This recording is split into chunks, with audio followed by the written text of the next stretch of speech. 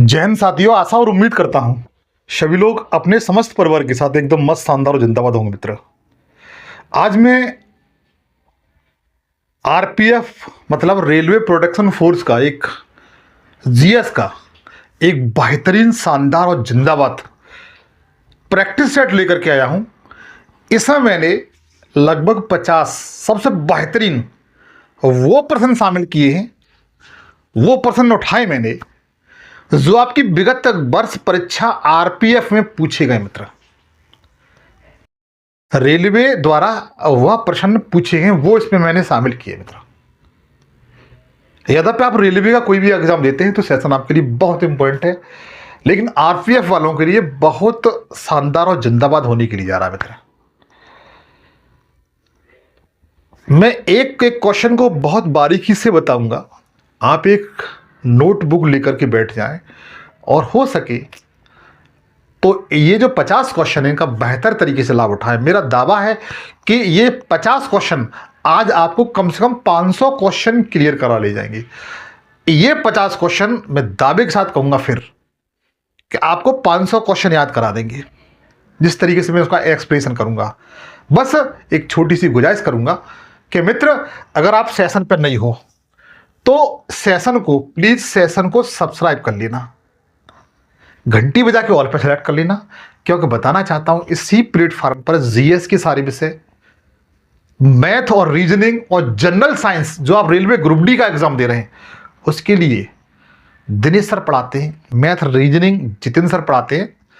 Session को subscribe कर लें, घंटी बजा के ऑल पे सेलेक्ट कर लेंगे तो मैं जानता हूं सेशन आप तक पहुंचता रहेगा। आप बेहतर तरीके से लाभ उठा करके सिलेक्शन पा सकते हो। सिलेक्शन के लिए मैं ईश्वर से आपके लिए कामना करता हूं। सेशन अच्छा लगे लाइक करिए और भाई मानते हैं तो 5 दोस्तों के साथ शेयर करिए। पहला क्वेश्चन आपकी यह स्क्रीन पे दिया गया। भाई, यह पहला क्वेश्चन आपकी स्क्रीन पर है।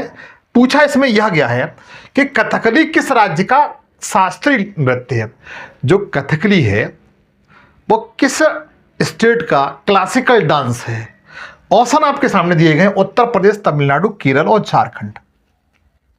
बताएं जो भाई ईमानदारी से इस क्वेश्चन का आंसर जानते हैं तो मुझे कमेंट सेक्शन में जरूर बताएं प्लीज इस क्वेश्चन का राइट आंसर क्या हो सकता है। और प्लीज गुजारिश मेरी यह है कि सेशन अच्छा लगे तो शेयर जरूर करिए। सेशन पे नई हो सेशन को सब्सक्राइब कर लेना, इसके लिए मैं गुजारिश करता हूं। देखिए भाई, यद्यपि जो कथकली है मित्र, यह किस राज्य का क्लासिकल डांस है यह पूछा गया है, तो बताना चाहता हूं इस क्वेश्चन का राइट आंसर तीसरा सही है, केरल। कथकली है वो केरल का क्लासिकल डांस है। अगर जो क्लासिकल डांस है उनके बारे में जानना चाहते हो तो आप लोग याद रखिए कि भारत में अपना जो इंडिया है, इंडिया में जो क्लासिकल डांस है उनकी संख्या बच्चों 8 है। कितनी है? 8 है। जो शास्त्रीय लोक नृत्य हैं उनकी संख्या कितनी है तो बताइए? 8 है बच्चा। और ये 8 भी बड़े एग्जाम में आपके लिए बहुत इंपॉर्टेंट है। ऐसा कोई एग्जाम नहीं हुआ जहां पर ये क्वेश्चन पूछा ना गया हो इस टॉपिक से। मित्र, कभी तो यह पूछा जाता है कौन सा क्लासिकल डांस किस राज्य से संबंधित है, जो आपके सामने ये आपको अपनी आंखों से दिखाई दे रहा है। कभी कभी यह पूछा जाता है कौन सा व्यक्ति, कौन सा डांसर किस क्लासिकल डांस से संबंधित है। दोनों बताऊंगा, चिंता ना करें, बस केवल बने रहें। देखिए, सबसे पहले आपका कथकली हो गया। पहले सबसे पहले इसी को लिखते हैं कथकली। और कथकली बच्चा कहां का है? केरल का है। किस राज्य का है? केरल का है। आप लोग लिखते जाएं मेरे साथ। दूसरा कथक। कथक कहां का है? तो कथक बताएंगे बच्चों उत्तर प्रदेश का है। उत्तर प्रदेश नहीं है, उसमें ऑप्शन होता है, तो आप बताइए उत्तर भारत का। वैसे उत्तर प्रदेश लिख सकते हैं आप लोग। तीसरे नंबर पर है ओडिसी। ओडिसी कहां का है तो बताइए उड़ीसा का है। चौथा है मणिपुरी। ये कहां का बच्चा तो बताइए? ये मणिपुर का है। कोई वही बता सकता है मणिपुर की राजधानी कौन सी है? उसके बाद 5वें नंबर पर है भरतनाट्यम। भरतनाट्यम मत बच्चे याद कर लेना मित्र। भरतनाट्यम बहुत पूछा जाता है, किस राज्य का क्लासिकल डांस है, लोक नृत्य, शास्त्रीय लोक नृत्य। तो बताएंगे कि यह तमिलनाडु का है मेरे मित्र, तमिलनाडु का है। ठीक है, और इसके साथ साथ भरतनाट्यम के साथ साथ एक और याद कर लीजिए तमिलनाडु का, मोहिनीअट्टम।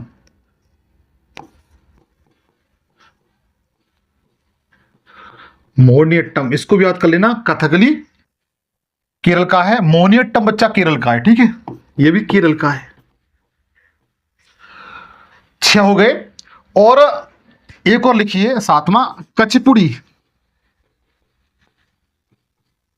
कचपुड़ी किस राज्य का है? तो आप बताइए आंध्र प्रदेश का है। किसका? मैं एपी लिख देता हूं मेरे दोस्त, एपी का मतलब आंध्र प्रदेश है, अरुणाचल प्रदेश मत समझ लेना आप। ठीक है, आप लोग क्योंकि यहाँ पर थोड़े स्पेस कम है तो आप लोग उस तरह से एडजस्ट कर सकते हैं। आंध्र प्रदेश, कचपुड़ी कहाँ का है? तो बताइए आंध्र प्रदेश का है। तो बच्चों 8वां कौन सा है? 8वां है आपका सत्रिया। क्षत्रिय, और ये किस राज्य का बच्चों? तो ये असम राज्य का है। किसका? असम राज्य का। तो मैंने आपको जो 8 क्लासिकल डांस थे उन्हें बताने का प्रयास किया। कौन सा क्लासिकल डांस किस राज्य से संबंधित है, आपके एग्जाम में खूब पूछा जाता है मित्र, बहुत पूछा जाता है। इस टॉपिक को आप 100% VVIP कोटा में शामिल कर लीजिए बच्चों, ये आ सकता है आपके सामने। तो पहला क्वेश्चन मैंने आपको क्लियर करा दिया। आगे चलते हैं अगले क्वेश्चन की ओर। अगला क्वेश्चन आपसे ज्योग्राफी का है, पूछा गया है, बेहतरीन क्वेश्चन है। बताएं रेलवे में ये यहां से एक क्वेश्चन आपको 100% मिलता है सोलर सिस्टम से। एक बात ध्यान रखना, पूछा गया है निम्नलिखित में से कौन सौर मंडल का भाग नहीं है, यह पूछा गया है। सबसे पहले अगर आपसे पूछा जाता है कि सौर मंडल सौरमंडल की बच्चों खोज किसने की थी, अगर पूछा जाता है सौरमंडल की खोज किसने की थी, तो बताइए कॉपरनिकस ने सौरमंडल की खोज की थी। सौरमंडल में बच्चा एक सूर्य प्लस 8 ग्रह, फिर उसके बाद क्षुद्र ग्रह, उल्का पिंड, बोना ग्रह, ये सब शामिल होते बच्चा सौरमंडल में। अर्थात हम सौरमंडल की परिभाषा में बात करें ना, तो वह खगोलीय पिंड जो सूर्य का अपनी कक्षा में एक विशेष मार्ग पर, एक निश्चित मार्ग पर परिक्रमा करते हैं, परिक्रमण करते हैं, रिवॉल्यूशन करते हैं, तो उसको क्या कहा जाता है? सौरमंडल कहा जाता है। तो ध्यान रखिए, सौरमंडल संबंध कुछ महत्वपूर्ण बातें आपको बताना चाहता हूं। कभी कभी क्वेश्चन बन जाता है तो छोटे से उसमें आपको बता देता हूं, परेशान ना हो। जैसे मान के चलिए सूर्य है बच्चों, ये क्या है? सूर्य, ये अपना सूर्य है, मैं लिख देता हूं सन। अगर पूछा जाता है सूर्य के सबसे नजदीक ग्रह कौन सा है, तो आप क्या बताएंगे? बुध। जिसे मरकरी कहते हैं बच्चा, क्या कहते हैं? मरकरी, बुध।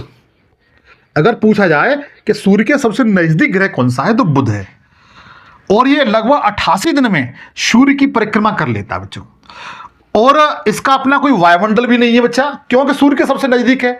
अधिक होने के कारण यहां का जो वायुमंडल है ना, वह सूर्य की जो टेम्परेचर है उसने खत्म कर दिया है। इसके साथ साथ जो बुध ग्रह है बच्चा, यह सौरमंडल का सबसे छोटा ग्रह भी है। उसके साथ बात देखेंगे, उसके बाद आता है शुक्र का बच्चा। शुक्र का स्थान आता है, यह शुक्र है, वीनस। शुक्र ग्रह का जो आयतन है, डेंसिटी है, वो पृथ्वी के लगभग समान है। वो जो अपनी पृथ्वी है बच्चा, ये अपनी पृथ्वी है, ये अर्थ है, इसके समान है लगभग, इसलिए इसको पृथ्वी की जुड़वा बहन भी कहते हैं शुक्र को। यह सौरमंडल का सबसे चमकीला तारा भी है और सबसे गर्म भी है।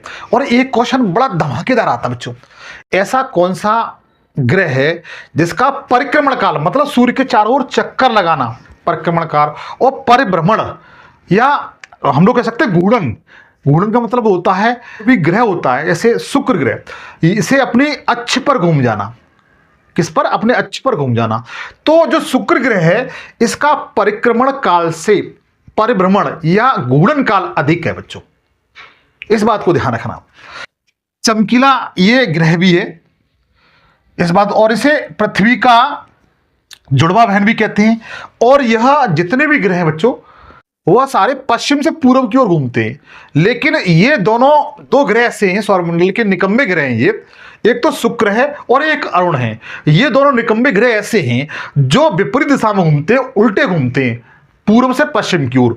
इसलिए शुक्र ग्रह पर क्या होता है, पश्चिम दिशा में सूर्योदय होता है और पूर्व दिशा में सूर्यास्त होता है।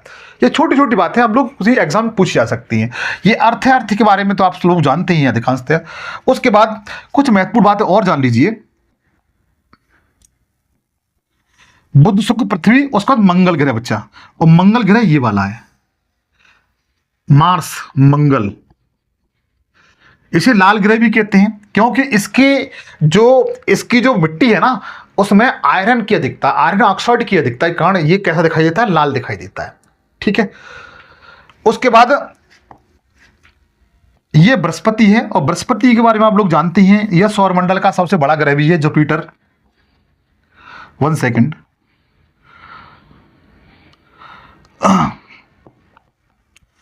ये बृहस्पति बच्चों, ठीक है, बृहस्पति। और एक बात आपको बता दें बच्चों, बड़ा महत्वपूर्ण, बहुत बहुत प्यारी और अच्छी बात है, और मैं जानता हूं आप लोगों को याद रखनी चाहिए इस बात को। मंगल और बृहस्पति के बीच में ये छोटे छोटे क्षुद्र ग्रह पाए जाते हैं। क्या पाए जाते हैं? क्षुद्र ग्रह पाए जाते हैं, छोटे छोटे खगोलीय पिंड पाए जाते हैं, इन्हें क्षुद्र ग्रह कहा जाता है।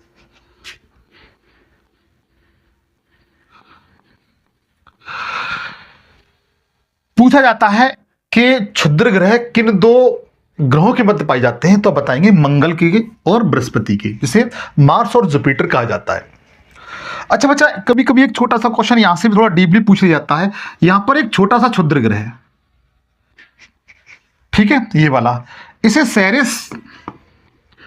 सेरेस बोना ग्रह कहते हैं बच्चों, बोना ग्रह कहते हैं। सबसे विशेषता बड़ी बात यह है कि इसका अपना खुद का वायुमंडल है बच्चा। क्या है? खुद का वायुमंडल है इसका। तो ये जो एक बात और ध्यान रखिए, इसका अपना खुद का वायुमंडल है, आप लोग ये बात याद रख सकते हैं। और बृहस्पति सौरमंडल का सबसे बड़ा ग्रह भी है बच्चा। इसके साथ साथ इसके जस्ट पास में, बृहस्पति के पास में, यहां पर जो प्लैनेट है ये वाला, इसे शनि कहते हैं। शनि मतलब सैटर्न। और इसकी विशेषता यह है कि इसके चारों ओर इस तरीके से 7 वलय पाए जाते हैं, गैसों के वलय पाए जाते हैं। कितने हैं? 7 वलय पाए जाते हैं। इन रिंग ऑफ फायर के नाम से जाना जाता है, ठीक है। फिर उसके बाद देखा जाए, ये अरुण है और ये वरुण है। अरुण की विशेषता बच्चों ये है, ये अरुण है और ये वरुण है। अरुण की विशेषता यह है कि यह अपने अक्ष पर 88.5 डिग्री, कितना? 88.5 डिग्री झुका हुआ है। कितना? 88.5 डिग्री झुका हुआ है बच्चों। जैसे हमारी पृथ्वी 23.5 डिग्री झुकी हुई है ना, उसी तरीके से यह 23.5 डिग्री झुका हुआ है। इसलिए इस ग्रह को लेटा हुआ ग्रह भी कहते हैं। अरुण को कैसा ग्रह कहते हैं बच्चा? लेटा हुआ ग्रह कहते हैं, ठीक है। इसके वायुमंडल में मीथेन की अधिकता के कारण यह हमेशा हरा दिखाई देता है, इसलिए इसे हरा ग्रह भी कहते हैं। और वरुण सबसे अंतिम ग्रह है बच्चों, ठीक है। तो क्वेश्चन आ सकता है, कुछ महत्वपूर्ण बात थी, मैंने आपको बताने का प्रयास किया। अब हम लोग क्वेश्चन की ओर चलते हैं। क्वेश्चन पूछा गया है कि निम्नलिखित में से कौन सा सौरमंडल का भाग नहीं है, यह पूछा गया है। तो ध्यान दीजिए बच्चों, मैंने बताया सौरमंडल का भाग सूर्य है, बिल्कुल है भाई, मुखिया है सूर्य उसका, उसी के माध्यम से सौरमंडल को ऊर्जा मिलती है, प्रकाश मिलता है। और मंगल भी है, इसके बारे में बता दिया। 2 क्वेश्चन तो आपको क्लियर हो गए बच्चों।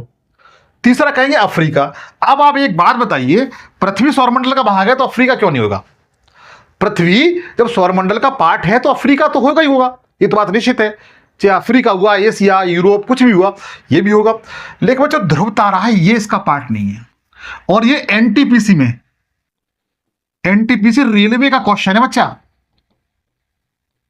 एनटीपीसी रेलवे का क्वेश्चन है, याद रखिए पूछा गया ये। तो जो ध्रुव तारा है बच्चा, ये इसका पार्ट नहीं है। हालांकि आपको पता है जो ब्रह्मांड है वो असंख्य आकाश गंगाओं से मिलकर बना है, 100 अरब आकाश गंगाओं से मिलकर के बना है। उसमें हमारी एक आकाश गंगा है जो गैलेक्सी है, उसका नाम मंदाकिनी है, दुग्ध मेखला है, मिल्की वे उसका नाम है, ठीक है।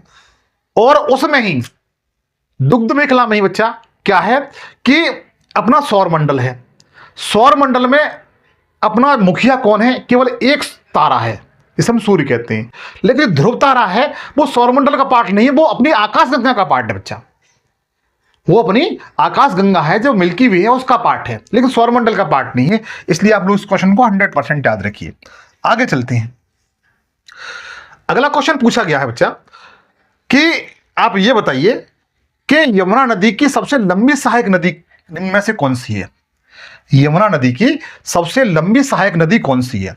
तो चलो मैं भारत की जितनी सहायक नदियां हैं उनके बारे में थोड़ा सा बताने, लंबी सहायक नदियां, लंबी नदियां हैं उनके बारे में थोड़ा बताने का प्रयास करूंगा।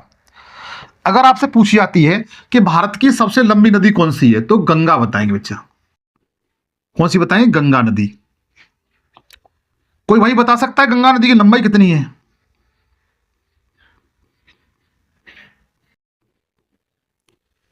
पच्चीस किलोमीटर, ठीक है बच्चा। और भारत में इसकी लंबाई कितनी है? तो 2510 किलोमीटर के समथिंग है। दूसरी नदी बताइए। दूसरी जो नदी है बच्चा उसका नाम है गोदावरी।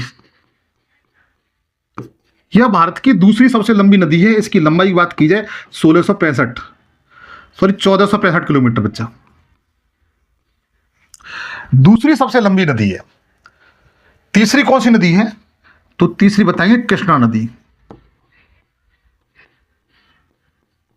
इसकी लंबाई 1300 लगभग 45 किलोमीटर के समथिंग है, 35 या 45 किलोमीटर के समथिंग है। और चौथी सबसे लंबी नदी है भारत की, वह आपकी कौन सी? यमुना नदी बच्चा, यमुना नदी। इसकी लंबाई लगभग 1312 किलोमीटर के समथिंग है। अब हम लोग यमुना नदी पे, ये कभी कभी आपके एग्जाम में ये सीरीज पूछी जाती है, क्रम लगाकर पूछा जा सकता है कि सीरीज के अनुसार बताइए, आरोही या अवरोही क्रम में बताइए, तो आप इस तरह से बता सकते हैं बच्चा, ठीक है। सबसे लंबी नदी गंगा है, गोदावरी दूसरे नंबर पर है, कृष्णा तीसरे नंबर पर है, यमुना चौथे नंबर पर है। जिसकी टोटल लंबाई है उनकी वो मैंने आपको बता दी। हमें यमुना की ओर लेके चलना है सबसे पहले। तो सबसे महत्वपूर्ण बात यह है कि जो यमुना है वह गंगा की सहायक नदी है। किसकी? गंगा की सहायक नदी है बच्चा। यमुना किसकी सहायक नदी है? गंगा की सहायक नदी है। गंगा की सहायक नदी है। और यह प्रयागराज में, जहां पर आज वर्तमान समय कुंभ चल रहा है, किस में मिल जाती है? बता दीजिए कि ये गंगा में जाकर के मिल जाती है।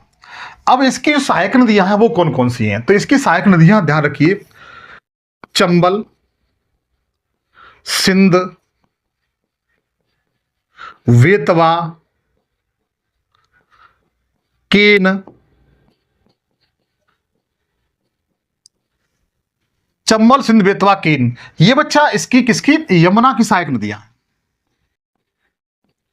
मेरे भाई। ये यमुना की क्या है? सहायक नदियां हैं, चंबल, सिंध, बेतवा, केन। चंबल नदी है, चंबल नदी का जो उद्गम है वह मध्य प्रदेश के एमपी के जानापावा पहाड़ी से हुआ है। जानापावा पहाड़ी से इसका उद्गम हुआ है। और ये चंबल नदी है मित्र, ये चंबल नदी यहां उत्तर प्रदेश में इटावा के पास यमुना में मिल जाती है। किसमें? यमुना मिल जाती है। और यह नदी यमुना की सबसे लंबी सहायक नदी है। यमुना की सबसे लंबी सहायक नदी है। तो आप लोग याद रखेंगे, इस क्वेश्चन का जो राइट आंसर है वह अपना तीसरा सही हो जाता है। यमुना नदी की सबसे लंबी सहायक नदी कौन सी है? तो बताइए चंबल नदी है मेरे भाई। कौन सी? चंबल नदी है, जो किसके लिए? डाकुओं के लिए, बेहड़ के लिए जानी जाती है। और इसका पानी बिल्कुल साफ सुथरा है। इसके साथ साथ इसमें घड़ियाल पाई जाते हैं, घड़ियाल और मगरमच्छ पाई जाती है, ठीक है। आप लोग याद रखेंगे। इतनी बात मैं जानता हूं आप लोग क्लियर हो चुकी होंगी। हालांकि और थोड़ा सा जानने का प्रयास करते हैं तो थोड़ा सा आप इनको नोट कर सकते हैं कि यमुना की कौन कौन सहायक नदियां हैं। तो चंबल, सिंध, बेतवा, केन, ठीक है। और आप जानना चाहते हैं तो बताना चाहता हूं, जरा ध्यान दीजिए। जो प्राणहिता है बच्चा, ये वाली प्राणहिता, ये गोदावरी की सबसे लंबी सहायक नदी है। किसकी? गोदावरी की। गोदावरी की सबसे लंबी सहायक नदी है, सबसे लंबी सहायक नदी है, सबसे लंबी ट्रिब्यूटरी है, आप लोग याद रखना। किसकी? गोदावरी की। अच्छा, कोई भाई बताए गोदावरी नदी का उद्गम कहां से हुआ है? कोई भाई बता सकता है कि गोदावरी नदी का उद्गम है वो कहां से हुआ है? कमेंट्स में बताइए। अच्छा, जो तुंगभद्रा है मित्र, तुंगभद्रा ये कृष्णा की सहायक नदी है, कृष्णा की सबसे बड़ी सहायक नदी है, बड़ी सहायक नदी बच्चा, सहायक ट्रिब्यूटरी है, आप लोग याद रखना। और जो चंबल नदी है यह यमुना की सबसे बड़ी सहायक नदी है, बड़ी सहायक नदी है। और जो मांडवी नदी है ये कहां पर बहती है? कोई भाई बता सकता है मांडवी नदी कहां बहती है? तो ध्यान रखना ये गोवा में बहती है। कहां पर? गोवा में बहती है, आप लोग याद रखना। और जो पणजी शहर है, कौन सा? पणजी, जो गोवा की राजधानी है, वो इसी के तट पर स्थित है। आप ऐसे याद कर सकते हो। आगे चलें, आगे चलिए प्लीज। लेकिन गुजारिश ये है कि सेशन अच्छा लग रहा तो अपने शेयर लाइक जरूर करें मित्र, और जिस क्वेश्चन का आंसर पूछूं उसे बताने का प्रयास करें। भारत का अगला क्वेश्चन है, भारत का सुदूर दक्षिणतम बिंदु निम्न में से कौन सा है? जी कौन नहीं बच्चों, कौन है, ठीक है, कौन सा है? भारत का सुदूर दक्षिणतम बिंदु निम्न में से कौन सा है? कोई भाई बताइए। जिनमें वर्दी पहनने का जुनून है, आरपीएफ की, वो इस क्वेश्चन को बताएं मित्र। कौन सा है सुदूर?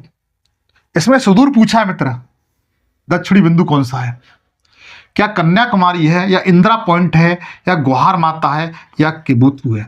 कोई बताने का प्रयास करें। ऑप्शन आपके सामने है, बताने का प्रयास करें। चलो मैं आपके लिए एक छोटा सरल काम कर देता हूं। मैं आपके सामने भारत का एक मैप बना देता हूं ताकि चीजें आपको बेहतर तरीके से समझ में आ सके।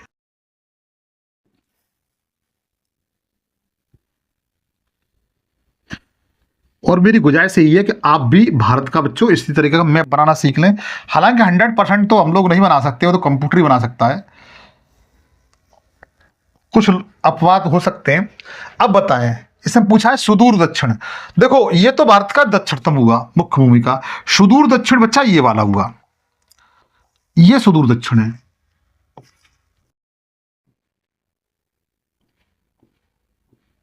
ये सुदूर दक्षिण है ये वाला, ठीक है। ये कौन सा पॉइंट है? सुदूर दक्षिण, इसे हम लोग कहेंगे सुदूर दक्षिण, दक्षिण। अब बताइए आप लोग, मैं इतना सरल कर दिया आपके लिए। जबकि ये वाला पश्चिम है, वेस्ट है, ये ईस्ट है, और ये साउथ है, और ये नॉर्थ है। अब बताएं आप लोग, इतना सरल कर दिया। अगर आपसे फिर नहीं आता है, थोड़ा सोचने वाली बात है। तब तक मैं आपको बताता हूं, भारत का जो उत्तरी बिंदु है, भारत का जो उत्तरी बिंदु है ये वाला, ये इंदिरा, इसका नाम है इंदिरा कॉल, इंदिरा कॉल। ध्यान रखना, ये भारत का उत्तरतम बिंदु है, जो 37 डिग्री 6 मिनट उत्तरी अक्षांश नॉर्थ लैटिट्यूड पर स्थित है बच्चा। इंदिरा कॉल है वो 37 डिग्री 6 मिनट नॉर्थ लैटिट्यूड पर स्थित है। यह भारत का उत्तरतम बिंदु है। जबकि जो दक्षिणतम बिंदु है ये साउथम बिंदु है मुख्य भूमि का। इसका नाम क्या है? कन्याकुमारी, कन्याकुमारी। इसे कुमारी द्वीप भी कहते हैं बच्चा, इसे कुमारी द्वीप भी कहते हैं, इसे केप कोरिन भी कहते हैं। क्या कहते हैं? केप कोरिन। कन्याकुमारी का प्राचीन नाम केप कोरिन है। ये कितने अक्षांश पर है? तो ध्यान रखना, ये 8 डिग्री 4 मिनट उत्तरी अक्षांश नॉर्थ लैटिट्यूड पर स्थित है। ये अगर आपसे पूर्वी बिंदु पूछा जाता है तो पूर्वी बिंदु का नाम है मित्र किबुथु है। कौन सा? किबुथु। इसे वारंगल भी कहा जाता है, किबुथु को और ये अरुणाचल प्रदेश में स्थित है। कहां पर? अरुणाचल प्रदेश में स्थित है। ये 97 डिग्री 25 मिनट पूर्वी देशांतर पर बच्चा स्थित है, पूर्वी देशांतर पर स्थित है, आप लोग याद रखना। अगर पश्चिम बिंदु पूछा जाए कि भारत का सबसे पश्चिम बिंदु कौन सा है, तो आज के बाद आप बताइए कि जो पश्चिम बिंदु है मित्र, वह गुजरात राज्य में, किसमें? गुजरात राज्य में गुहार माता है। इसे गुहार मोती भी कहते हैं। क्या कहते हैं? गुहार मोती भी कहते हैं। यह 68 डिग्री 7 मिनट पूर्वी देशांतर पर स्थित है। ठीक, ये मैंने भारत के जो मुख्य भूमि के चारों पॉइंट थे उन्हें बताने का प्रयास किया। अब देखो, ये तो पूर्वी हुआ बच्चा, ये ईस्ट हुआ, ये वेस्ट हुआ, ये नॉर्थ हुआ, सॉरी ये साउथ हुआ, ठीक है। और इंदिरा पॉइंट ये इसका सुदूरतम दक्षिणतम हो जाएगा, ये इसका राइट आंसर होगा। जो कहां पर स्थित है इंदिरा पॉइंट बच्चा, कहां स्थित है? वो यहां स्थित है, ये इंदिरा पॉइंट। इंदिरा पॉइंट जब यहां स्थित है, इसको गुहार माता भी कहते हैं बच्चा, सॉरी ये कहां पर स्थित है? सबसे पहली बात, ये कहां पर स्थित है? तो एक ग्रेट निकोबार पर स्थित है। कहां पर स्थित है? ग्रेट निकोबार, जो अपना भारत का दक्षिणतम बिंदु है, ग्रेट निकोबार, वहां पर ही स्थित है इंदिरा पॉइंट, आप लोग याद रखेंगे। और ये 6 डिग्री 4 मिनट उत्तरी अक्षांश मतलब नॉर्थ लेटिट्यूड पर स्थित है। इस बात को भी नोट कर लेना बच्चा, पूछा जा सकता है। 6 डिग्री 4 मिनट नॉर्थ लेटिट्यूड पर स्थित है इंदिरा पॉइंट, जो किस पर है? ग्रेट निकोबार, अंडमान निकोबार द्वीप का एक छोटा सा द्वीप है सबसे अंतिम, उसका नाम क्या रखा है? ग्रेट निकोबार, उस पर ही स्थित है इंदिरा पॉइंट, ठीक है। इसे पारसेक पॉइंट बच्चा कहते हैं। इंदिरा पॉइंट को आप नोट कर लेना, पारसेक पॉइंट भी कहते हैं, आप लोग याद रखना, ठीक है। तो इस क्वेश्चन का राइट आंसर कौन सा हुआ? अपना बी सही हुआ।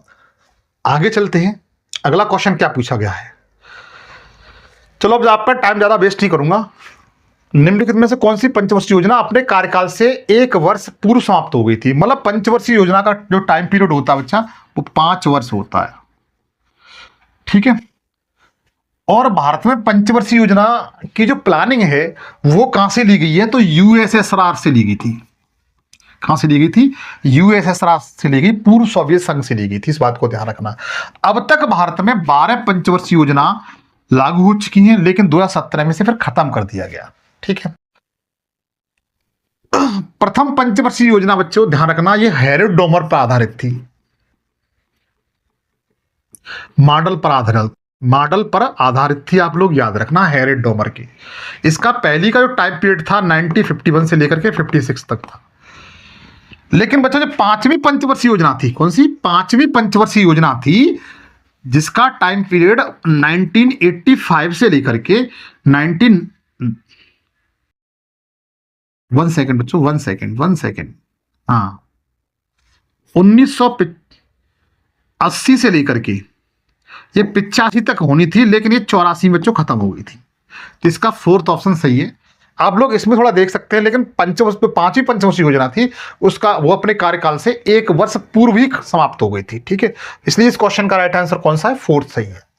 अगला क्वेश्चन देखें, बेहतरीन क्वेश्चन है बच्चा, बताएं। भारत में धन निकासी का सिद्धांत सर्वप्रथम किसने दिया था?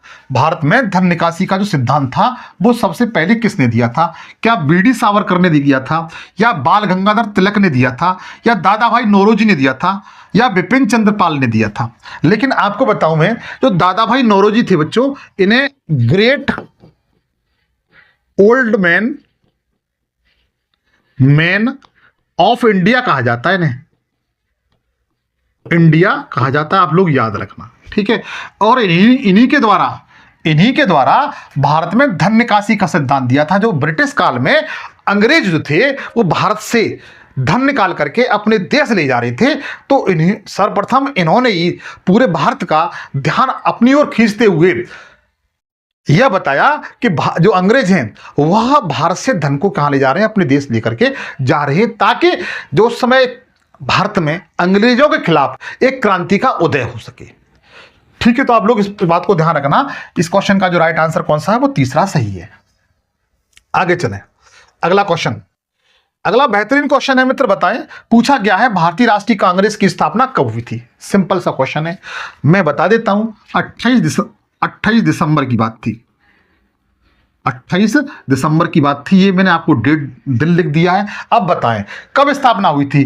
क्या 1853 में हुई थी, 1857 में हुई थी, 1893 में हुई थी, या 1885 में हुई थी? जरा बताने का प्रयास करें इस क्वेश्चन का बेहतर और राइट आंसर क्या हो सकता है मेरे भाई। लेकिन आप लोग शेयर नहीं कर रहे हो ना लाइक कर रहे हो। प्लीज मेरी गुजारिश है, आप सेशन को लाइक जरूर करें। लाइक करने से आपके फिंगरप्रिंट सही हो जाएंगे, इस बात का मेरा वादा है। अगर आपको अच्छा लग रहा है तो ध्यान रखिए, भारतीय राष्ट्रीय कांग्रेस की स्थापना सबसे पहले कहां पर हुई थी, कहां पर हुई थी? तो आप बताएंगे महाराष्ट्र में। महाराष्ट्र में कहां पर हुई थी? तो बताएंगे मुंबई में। मुंबई में कहां पर हुई थी? तो बताएंगे गोपाल दास महाविद्यालय में।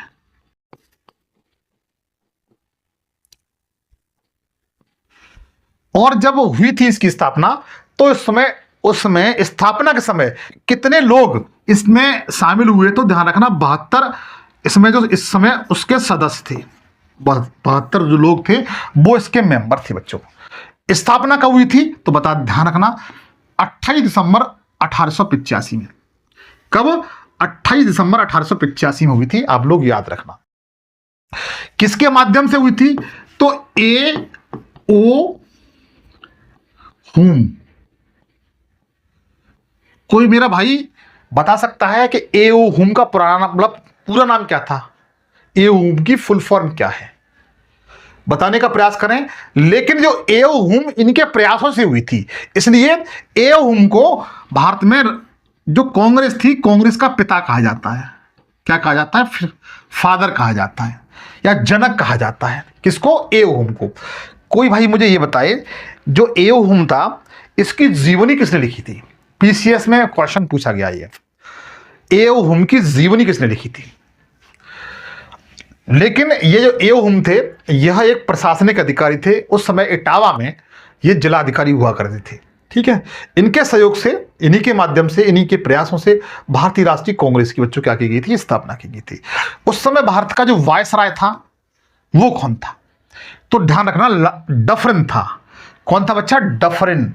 मैं लॉर्ड नहीं कहूंगा, लॉर्ड तो अंग्रेजों के लिए होगा, मेरे लिए तो केवल डफरिन था। ठीक है, आप लोग याद रखना, उस समय जो गवर्नर हुआ करता था वो कौन था?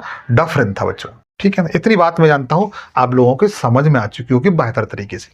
आगे चलते हैं, अगर समझ में आ गई है तो जरा आगे चलिए।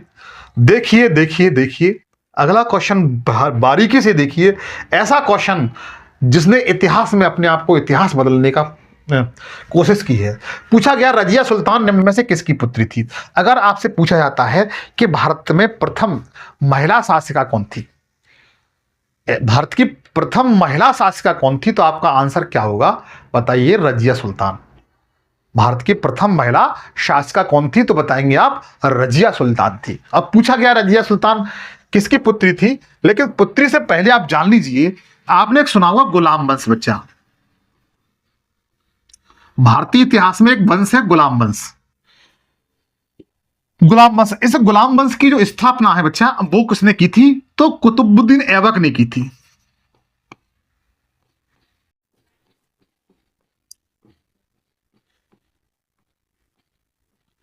कुतुबुद्दीन ऐबक ने क्या की थी? गुलाम वंश की स्थापना की थी। और ये कब स्थापना की थी? तो ध्यान रखना 1206 ईस्वी में। और 1206 ईस्वी से लेकर के यह 1210 तक किसका? भारत का शासक रहा था। 1206 से लेकर के 1210 तक ये शासक रहा था। हुआ ऐसा था बच्चा कि ये जो पोलो गेम होता है, पोलो, उस पर से चैगानी बोलते हैं, शायद चैगानी बोलते हैं, पोलो ही बोलते हैं, उससे ये खेल रहा था। मैदान में घोड़े से गिर करके इसकी मौत हो गई थी। और इसने, इसकी विशेषता बच्चा यह थी कि इसने क्या किया था, कुतुबुद्दीन ऐबक ने कुतुब मीनार का निर्माण, कुतुब मीनार की नींव रखी थी, जो दिल्ली में है। कहां पर है? दिल्ली में। कभी कभी मेरे दोस्त यह क्वेश्चन पूछा जाता है कि जो कुतुब मीनार कुतुबुद्दीन ऐबक ने बनाई थी वो किसकी याद में बनाई थी? जैसे ताजमहल है, ताजमहल मुमताज की याद में बनाया गया था, लेकिन कुतुब मीनार किसकी याद में बनाई थी? तो कुतुबुद्दीन ऐबक के गुरु हुआ करते थे जिनका नाम बख्तियार काकी हुआ करता था। क्या नाम था उनका? बख्तियार काकी।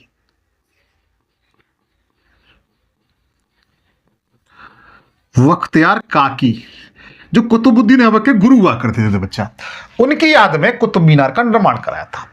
और ये गुलाम वंश का बच्चों क्या था? संस्थापक था इसने। और ये इस समय जब गुलाम वंश की स्थापना हुई थी तो उस समय इसने जो अपनी राजधानी बनाई थी वो कौन सी बनाई थी? तो लाहौर को बनाया था। किसको? लाहौर को, जो वर्तमान समय में पाकिस्तान में है। ठीक है। 1210 के बाद बच्चा क्या होता है? 1210 के बाद 1236 तक एक शासक हुआ जिसका नाम था इल्तुतमिश। इल्तुतमिश, क्या नाम था मित्र? इल्तुतमिश उसका नाम था, जिसने 1210 से लेकर के 1236 ईस्वी तक शासन किया। इसने क्या किया था कि सबसे पहले दिल्ली को राजधानी बनाया था। इसने दिल्ली को क्या बनाया था? राजधानी बनाया था। और इसको ही इल्तुतमिश को ही भारत में गुलाम वंश का वास्तविक संस्थापक कहा जाता है। क्या कहा जाता है? वास्तविक फाउंडर कहा जाता है, संस्थापक कहा जाता है। गुलाम वंश का वास्तविक संस्थापक कहा जाता है। लेकिन स्थापना किसने की थी? ऐबक ने की थी। इसी की लड़की हुआ करती थी जिसका नाम क्या है? रजिया सुल्तान। इसी की बेटी हुआ करती थी जिसका नाम क्या था? रजिया सुल्तान।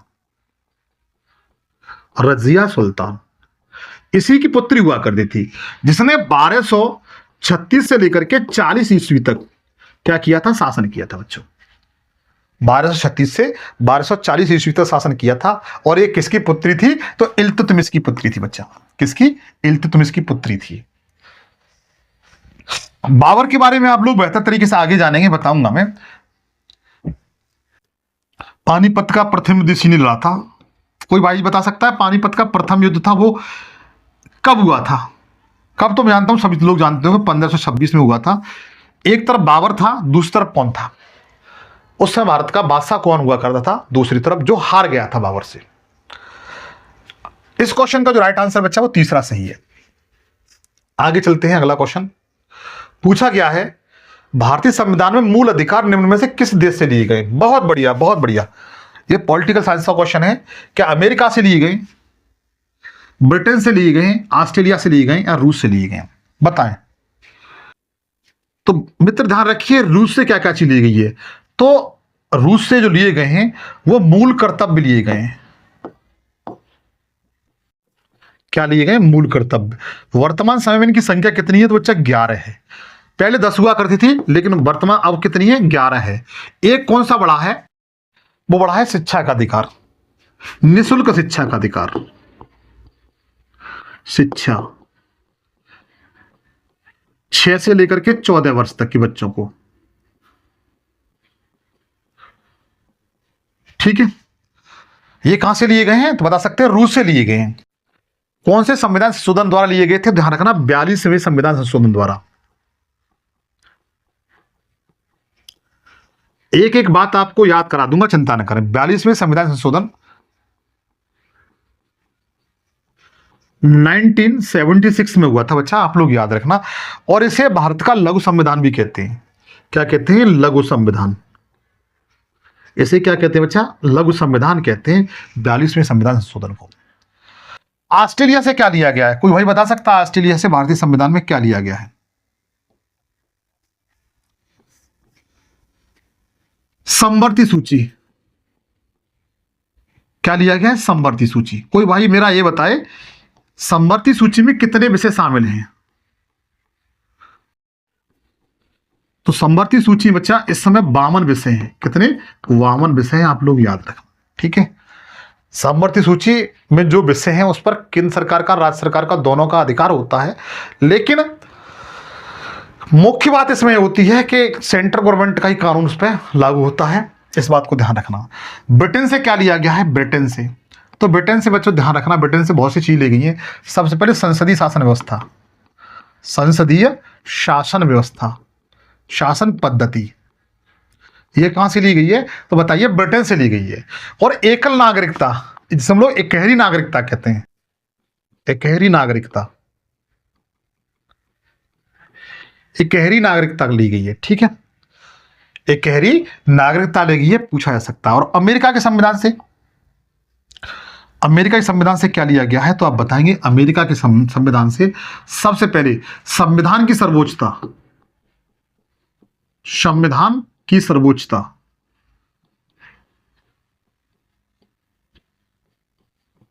उसके बाद फंडामेंटल राइट्स मतलब मूल अधिकार,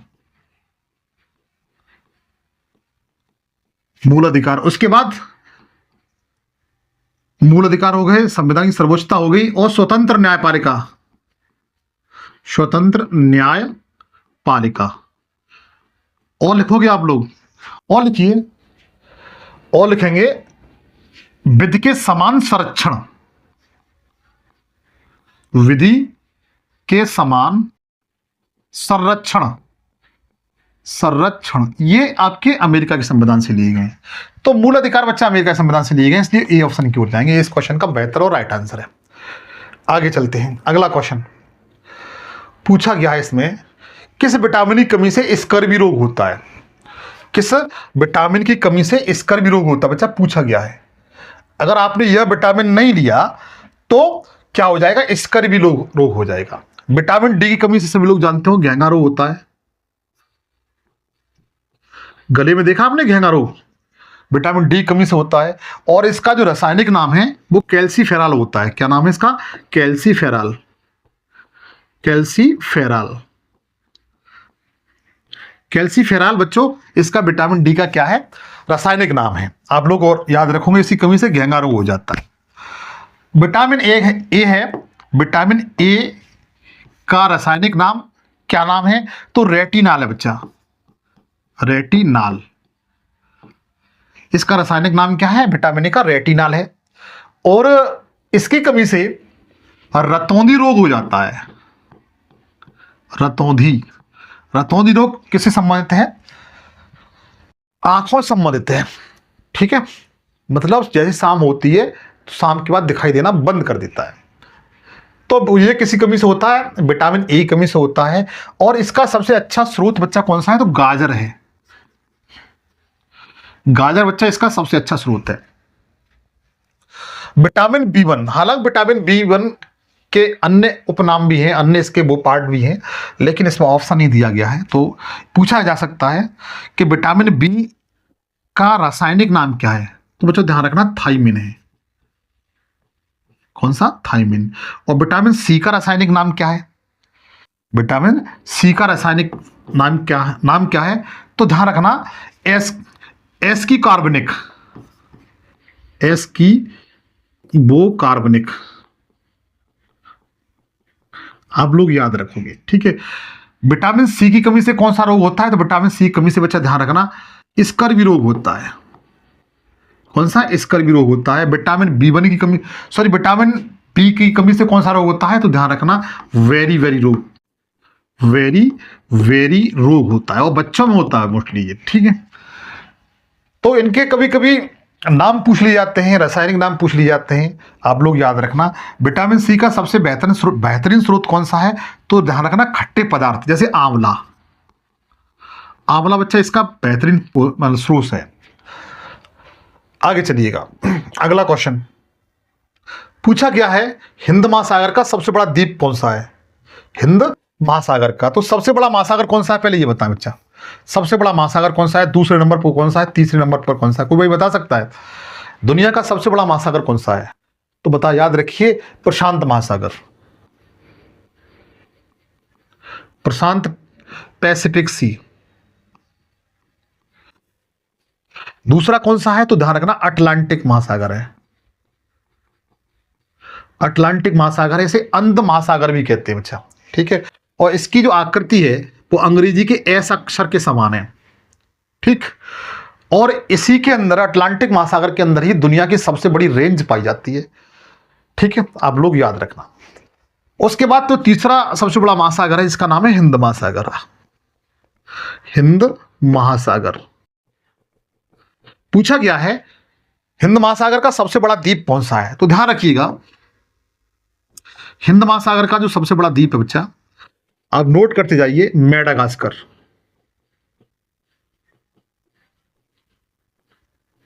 अगर दूसरा पूछा जाए दूसरा सबसे बड़ा द्वीप कौन सा है, तो कौन सा बताएंगे आप, श्रीलंका, जो अपना पड़ोसी है, श्रीलंका, ये दूसरा है, सेकंड सबसे बड़ा द्वीप है। और तीसरे नंबर पर और लिखना चाहते इसके बारे में तो लिख लीजिएगा, जैसे सेशेल्स, मॉरिशस, लक्षद्वीप, मालदीप, ये हिंद महासागर के द्वीप है बच्चों, ठीक है। इसमें पूछा गया है सबसे बड़ा द्वीप कौन सा है, तो मेडागास्कर है बच्चा, ठीक है, आप लोग याद रखना। अगर आपसे एक क्वेश्चन पूछा जाता है, इस क्वेश्चन का राइट आंसर बच्चों मेडागास्कर सही है, लेकिन आपसे एक क्वेश्चन पूछा जाता है कि दुनिया का सबसे बड़ा, विश्व का, दुनिया का सबसे बड़ा द्वीप कौन सा है, एक छोटी सी बात बताना चाहता हूं, आप लोग द्वीप में बोल रहा हूं, तो द्वीप किसे कहते हैं, जरा ध्यान दीजिए, ऐसा भूखंड जिसके चारों ओर, जिसके बच्चों चारों ओर क्या होता है, जल होता है। ऐसा भूखंड चारों ओर किससे घिरा हो, जल से घिरा हो, तो चारों ओर जल से घिरा हो, जो चारों ओर जल से घिरा हो बच्चा, इसे हम लोग क्या कहते हैं, द्वीप कहते हैं। क्या कहेंगे, द्वीप कहेंगे। दुनिया का सबसे बड़ा जो द्वीप है बच्चा, वो कौन सा है, तो ध्यान रखना, दुनिया का सबसे बड़ा जो द्वीप है क्षेत्रफल की दृष्टि से, दुनिया का सबसे बड़ा द्वीप कौन सा है, तो ध्यान रखना ग्रीनलैंड है बच्चा। कौन सा, ग्रीनलैंड है। और ग्रीनलैंड अपना कहां पर है ये, तो ध्यान रखना ग्रीनलैंड अटलांटिक महासागर में बच्चा, अटलांटिक सी में है, महासागर में। कहां पर है, अटलांटिक, वही अटलांटिक महासागर जहां पर टाइटैनिक जहाज डूब गया था 1912 में। जो ग्रीनलैंड बचा है ये दुनिया का सबसे बड़ा द्वीप है, और इस पर राजनीतिक रूप से देखा जाए तो अमेरिका का अधिकार है, लेकिन भौगोलिक रूप से देखा जाए, भौतिक रूप से देखा जाए तो इस पर डेनमार्क का अधिकार है, जिसकी राजधानी डेनमार्क की कोपेनहेगन है बच्चा। अलग से फैक्ट है, याद कर लेना। अगर आप पूछा जाता है कि जनसंख्या की दृष्टि से, किससे बच्चा, जनसंख्या की दृष्टि से सबसे बड़ा द्वीप कौन सा है, तो आप क्या बताएंगे मित्र, जावा द्वीप है, जावा द्वीप। और जावा द्वीप कहां पर है, तो बताइए इंडोनेशिया में, इंडोनेशिया। जावा सुमात्रा दो द्वीप हुआ करते हैं, जावा और सुमात्रा, जिनके मध्य सुंडा जल संधि है। यहां पर सबसे ज्यादा जनसंख्या पाई जाती है बच्चा, यहां पर क्या, सबसे अधिक जनसंख्या पाई जाती है, आप लोग याद रख सकते हो। और इंडोनेशिया है वह सबसे ज्यादा द्वीप समूह वाला देश है, इस बात को भी ध्यान रखना। उम्मीद और आशा है कि ये बातें आपको समझ में आ रही होंगी। अभी तक 11 क्वेश्चन हुए हैं, हम लोग बहुत स्लोली लेके चल रहे हैं ना, कोई बात नहीं, लेकिन मुझसे वही विद्यार्थी जुड़े रहें जो मैंने वादा किया ना कि 500 क्वेश्चन क्लियर करा दूंगा, तो वही जुड़े रहेंगे जिन्हें अपना लक्ष्य प्राप्त करना है हर हालत में, अंतिम प्रयास तक, अंतिम सांस तक वो अपने लक्ष्य के प्रति 100% तत्पर रहेंगे, वही जुड़े रहेंगे। बताइए सिंधु घाटी सभ्यता का सबसे बड़ा भारत में स्थल कौन सा है, बताए मेरे भाई, सिंधु घाटी सभ्यता बताने का प्रयास करें, सिंधु घाटी सभ्यता के बारे में। सबसे पहली बात यह है जो सिंधु घाटी सभ्यता है, सिंधु घाटी सभ्यता का जो सबसे पहले स्थल कौन सा खोजा गया था, तो ध्यान रखना सबसे पहले जो स्थल खोजा गया था हड़प्पा खोजा गया था 1921 में दयाराम साहनी द्वारा, ठीक है, दयाराम साहनी द्वारा। कभी कभी इसे जो सिंधु घाटी सभ्यता है इसे हड़प्पा सभ्यता भी कहते हैं, क्योंकि सबसे पहले इसी की खोज हुई थी बच्चा। सिंधु घाटी सभ्यता इसलिए क्यों कहा जाता है, क्योंकि इसके अधिकांश जो स्थल थे वह सिंधु नदी घाटी है, सिंधु नदी है या उसकी जो सहायक नदियां हैं उनकी घाटियों में इसके स्थल पाए गए, इसलिए इसे सिंधु घाटी सभ्यता भी कहा जाता है।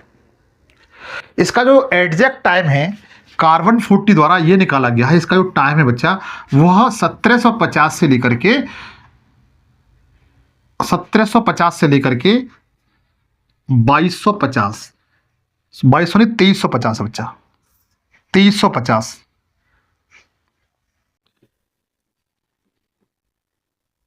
2350 बीसी, बीसी मतलब ईसा पूर्व। ठीक है बच्चा, कार्बन डेटिंग के माध्यम से कार्बन 40 के माध्यम से पता चला है कि सिंधु घाटी सभ्यता का टाइम पीरियड था 1750 से लेकर 2350 बीसी तक था। ठीक है।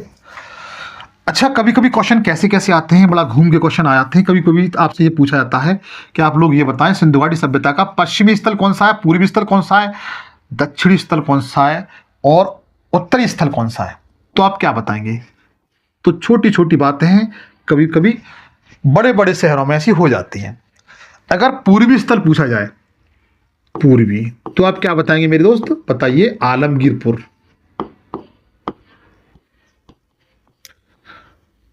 सिंधु घाटी सभ्यता का पूर्वी स्थल कौन सा है, तो क्या बताएंगे आलमगीरपुर। ये कहां पर है, तो मेरठ में। अब आप ये कहेंगे मेरठ कहां है, तो बता देना चाहता हूं उत्तर प्रदेश में। ठीक है, आप लोग याद रखेंगे। और ये हिंडन नदी के तट पे था बच्चा, हिंडन नदी के तट पे था। अगर आपसे पूछा था दक्षिणी स्थल कौन सा था, तो दक्षिणी स्थल, इसका बच्चों ध्यान रखना, सिंधु घाटी सभ्यता का जो दक्षिणी स्थल है वो दैमाबाद है, दैमाबाद है। ठीक है, दैमाबाद कहां पर है, तो महाराष्ट्र में। नदी पूछा जाए तो प्रवरा नदी है। अब आप ये कहेंगे प्रवरा नदी हमने कभी सुनी नहीं है, तो बताना चाहता हूं जो प्रवरा नदी है वो गोदावरी की सहायक नदी है बच्चा। किसकी, गोदावरी की बच्चा। ठीक। अगर उत्तरी स्थल पूछा जाता है, इसका उत्तरी स्थल कौन सा है,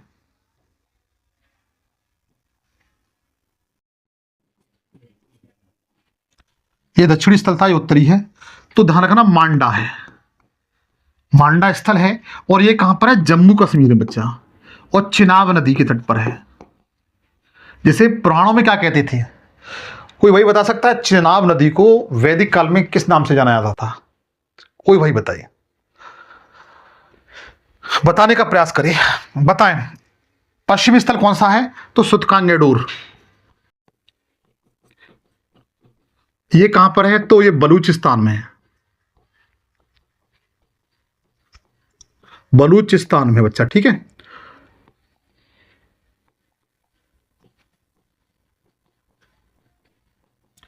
बलूचिस्तान कहां पड़ता है, तो पाकिस्तान में।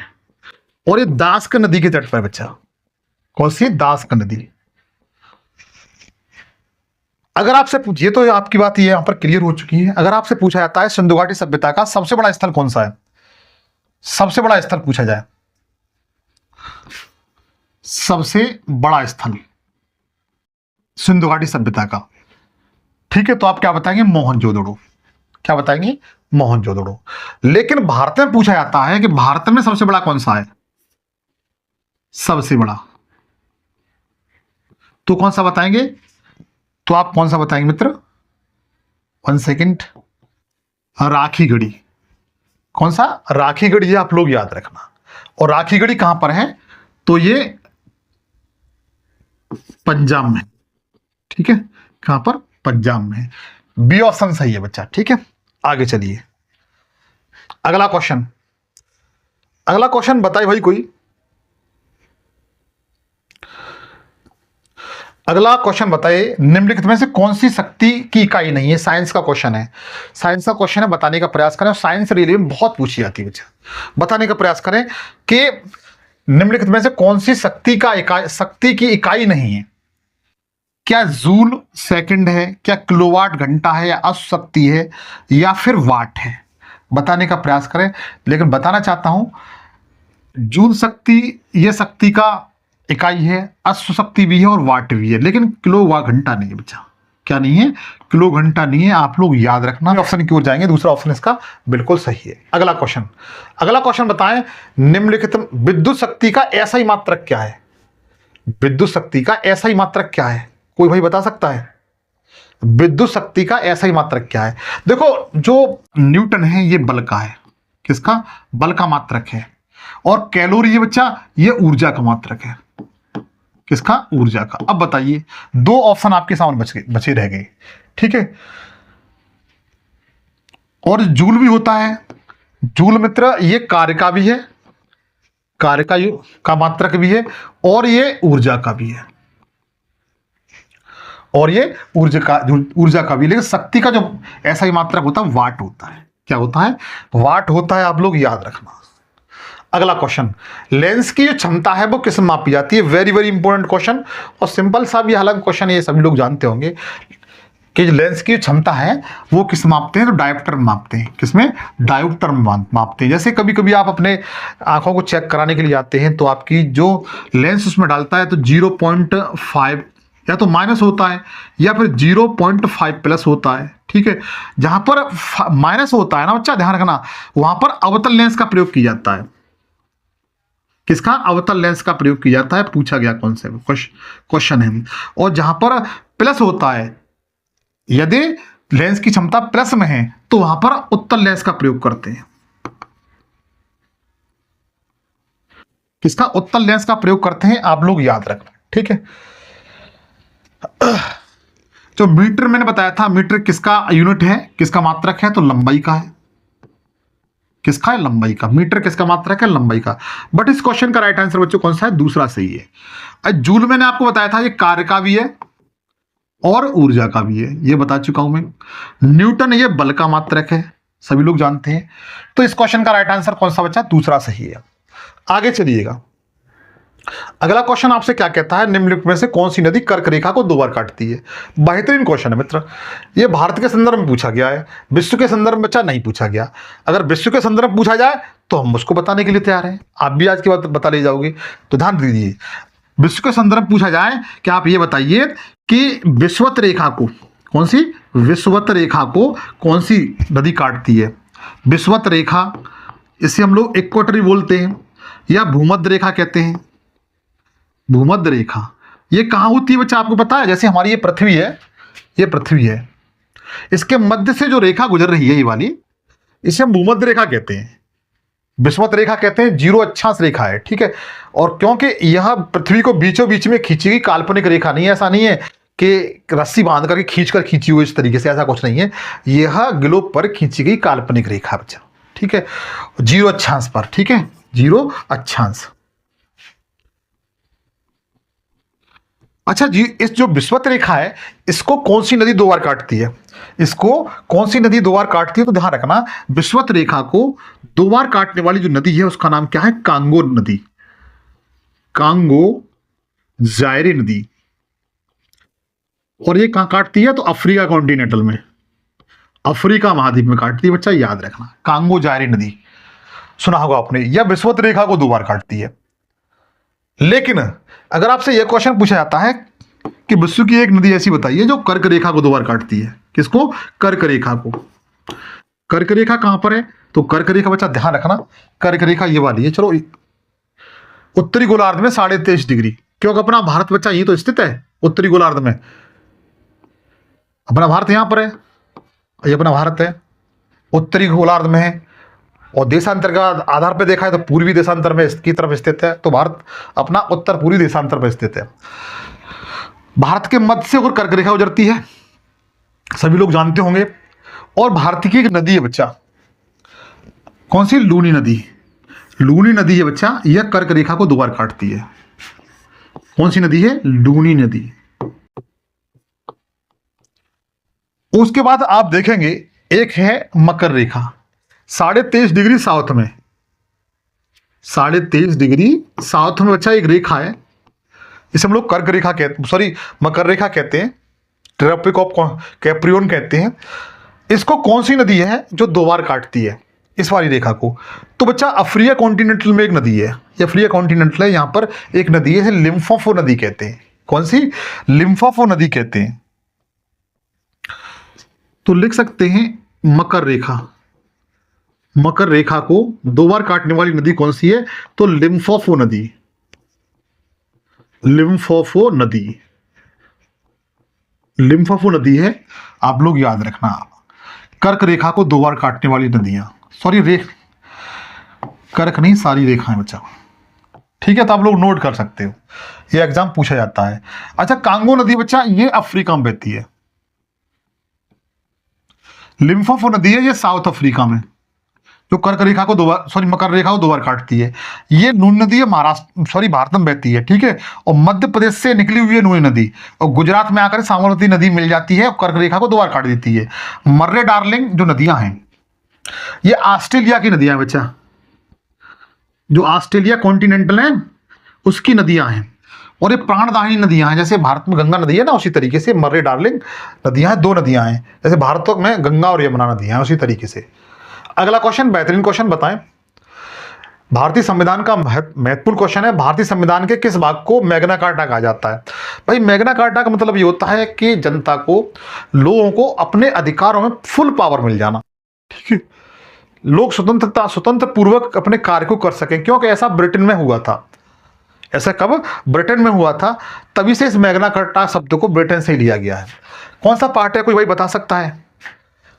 भारतीय संविधान का कौन सा भाग है? क्या भाग 4 है, या भाग 3 है, या भाग 2 है, या भाग 5 है?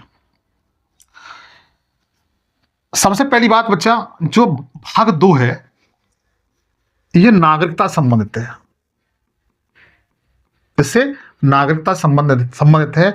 अनुच्छेद 5 से लेकर के 11 तक, आर्टिकल 5 से लेकर के 11 तक ये आपका भाग 2 है, जिसमें किस बात का वर्णन किया गया है? नागरिकता का वर्णन किया गया है, ठीक। और जो भाग 5 है मेरे दोस्त, इसमें संघीय शासन व्यवस्था का वर्णन किया गया है। संघीय शासन, जिसमें देखेंगे राष्ट्रपति है, राष्ट्रपति का पद, शक्तियां, इसका वर्णन किया गया है। और जो भाग 3 है मेरे भाई, इसमें मूल अधिकारों का वर्णन किया गया है। किसका? जो भारत के फंडामेंटल राइट्स है उनका वर्णन किया गया है। अनुच्छेद कितने से है तो बताइए? अनुच्छेद 12 से लेकर के 36 तक इनका वर्णन किया गया है। और भारत जो भाग 4 है इसमें डीपीएसपी का वर्णन किया गया बच्चा। किसका? डीपीएसपी, राज्य के नीति निर्देशक तत्व, नीति निर्देशक तत्व। कोई भाई बता सकता राज्य के नीति निर्देशक तत्व हैं जो डीपीएसपी हैं, वह विश्व के किस कॉन्स्टिट्यूशन से लिए गए, संविधान से लिए गए? कोई भाई बता सकता है? तो मित्र, इनका वर्णन आर्टिकल 36 से लेकर के 51 तक इनका वर्णन किया गया है। ये आयरलैंड के संविधान से लिए गए हैं। कहां से? आयरलैंड के संविधान से लिए गए बच्चा, याद रखना। और मूल अधिकार अमेरिका के संविधान से लिए गए। तो जो मूल अधिकार होते हैं उन्हीं के तहत तो बच्चों स्वतंत्रता मिलती है नागरिकों को। इसलिए भाग 3 इस क्वेश्चन का राइट आंसर है। भाग 3 इस क्वेश्चन का राइट आंसर है। आप लोग याद रखना, जो मैग्ना कार्टा कहा जाता है वो भारतीय संविधान का जो पार्ट 3 है, जिसमें फंडामेंटल राइट्स का वर्णन किया गया है, जो अमेरिका के संविधान से लिए गए हैं, जिसमें भारत को बोलने, चलने, पढ़ने, लिखने, खरीदने, वस्तु खरीदने, व्यापार करने, सब प्रकार की स्वतंत्रता दी गई है बच्चा। ठीक है, तो आप लोग याद रखेंगे इस बात को। लेकिन मैग्ना कार्टा शब्द है ना, ये ब्रिटेन की देन है बच्चा। आगे चलें, बताएं मेरे भाई, बेहतरीन क्वेश्चन। समान कार्य के लिए समान वेतन का उल्लेखन संविधान के किस आर्टिकल में? मतलब मेरा यह है मित्र कि आपको यह बताना है कि स्त्री हो या पुरुष हो, अगर एक पद पर रहते हैं, जैसे जिला अधिकारी के पद पर हैं, जैसे मान के चलिए आप आरपीएफ में सेलेक्ट हो जाते हैं और आपके साथ आपका एक महिला भी सेलेक्ट, लड़की भी सेलेक्ट हो जाती है, तो ऐसा तो नहीं है कि आप पुरुष हैं तो आपको अधिक वेतन दिया जाएगा, वो महिलाएं तो उनको कम वेतन दिया जाएगा। ऐसा नहीं होगा। समान कार्य के लिए समान वेतन दिए जाए, चाहे आप स्त्री हो या पुरुष हो बच्चा। तो इसका जो वर्णन है वो संविधान के किस आर्टिकल में है, किस अनुच्छेद में है, यह पूछा गया है। तो इसमें क्या अनुच्छेद 40 में है, 44 में है, 368 में है या 39 घ में है बच्चा? बताने का मेरे दोस्त, मेरे भाई, मेरे साथी, मेरी बहन, कोशिश करें इस क्वेश्चन का राइट आंसर क्या। और ये क्वेश्चन आपके रेलवे में पूछा गया क्वेश्चन है, ऐसे नहीं मैंने लिए हैं, बताएं प्लीज। बट इस क्वेश्चन का बच्चा जो राइट आंसर है वो फोर्थ सही है। कौन सा? फोर्थ सही है। लेकिन जो अनुच्छेद 40 है, आर्टिकल 40 है, वो किससे संबंधित है? सबसे पहले ये जो 3 आर्टिकल हैं, एक ये 40 और दूसरा 44 और 39 घ, ये भारतीय संविधान के भाग 4 से संबंधित हैं, डीपीएसपी संबंधित है। डीपीएसपी राज्य के नीति निर्देशक तत्व, राज्य के नीति निर्देशक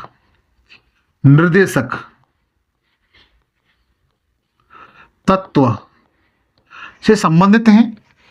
और ये मैंने जस्ट आपको बताया था, ये आयरलैंड के संविधान से लिए गए हैं। किससे बच्चा? आयरलैंड के संविधान से लिए गए मित्र। और जो अनुच्छेद 40 है, जिसमें पंचायती व्यवस्था का वर्णन किया गया है, पंचायती व्यवस्था का वर्णन है, आप लोग याद रखना। आर्टिकल 40 है वो किससे संबंधित है? पंचायती व्यवस्था से संबंधित है, आप लोग याद रखना। लेकिन जो आर्टिकल 44 है वह समान नागरिक संहिता से संबंधित है। समान नागरिक संहिता से संबंधित है, आप लोग याद रखेंगे। अच्छा, समान नागरिक संहिता लागू करने वाला पहला राज्य कौन सा है भारत का, और दूसरा राज्य कौन सा है? तो ध्यान रखना, पहला राज्य से लागू करने वाला जो राज्य है वह गोवा है, और जो दूसरा राज्य है वो उत्तराखंड है, जिसने 2024 में अभी लागू किया अपने यहाँ। ठीक। और जो आर्टिकल 368 है बच्चा, इसके तहत हम लोग क्या कर सकते हैं? संविधान में संशोधन कर सकते हैं। तो संविधान संशोधन व्यवस्था किस आर्टिकल में, जो भारतीय संविधान में संशोधन प्रणाली किस आर्टिकल में है? तो बताएंगे अनुच्छेद 368 में। संविधान संशोधन प्रणाली किस आर्टिकल में? तो बताएंगे कि अनुच्छेद 368 में है। और इस व्यवस्था को विश्व के किस संविधान से लिया है संविधान निर्माताओं द्वारा? तो आप बताएंगे दक्षिण अफ्रीका। इसे हम लोग साउथ अफ्रीका बोलते हैं। आप लोग पूरा लिख लेना, मैंने शॉर्ट में लिख दिया साउथ अफ्रीका बच्चा, मैंने शॉर्ट में लिख दिया साउथ अफ्रीका। साउथ अफ्रीका से भारत में जो संविधान संशोधन प्रणाली को लिया गया है बच्चा। बट इस क्वेश्चन का जो राइट आंसर है वो कौन सा है? वो आपका फोर्थ सही है बच्चा। ठीक है, हम लोग फोर्थ ऑप्शन की ओर जाएंगे। अगला क्वेश्चन, भगवान बुद्ध किस कुल में पैदा हुए थे? इतिहास का क्वेश्चन है भाई। भगवान बुद्ध किस कुल में पैदा हुए थे? क्या मौर्य वंश से पैदा हुए थे? नहीं, मौर्य वंश तो बच्चों इसमें चंद्रगुप्त मौर्य था। चंद्रगुप्त मौर्य, ठीक है, ये मौर्य वंश का संस्थापक था। और इसका मौर्य वंश का अंतिम शासक पूछा जाए तो बताएंगे बृहद्रथ था बच्चा। ये अंतिम शासक था बच्चा इसका, किसका? मौर्य वंश का, बृहद्रथ। बृहद्रथ की हत्या किसने की थी? शिशुनाग ने की थी। और जो सातवाहन वंश था बच्चा, ये साउथ इंडिया में था, साउथ इंडिया में था, यह दक्षिण भारत में था, सातवाहन वंश।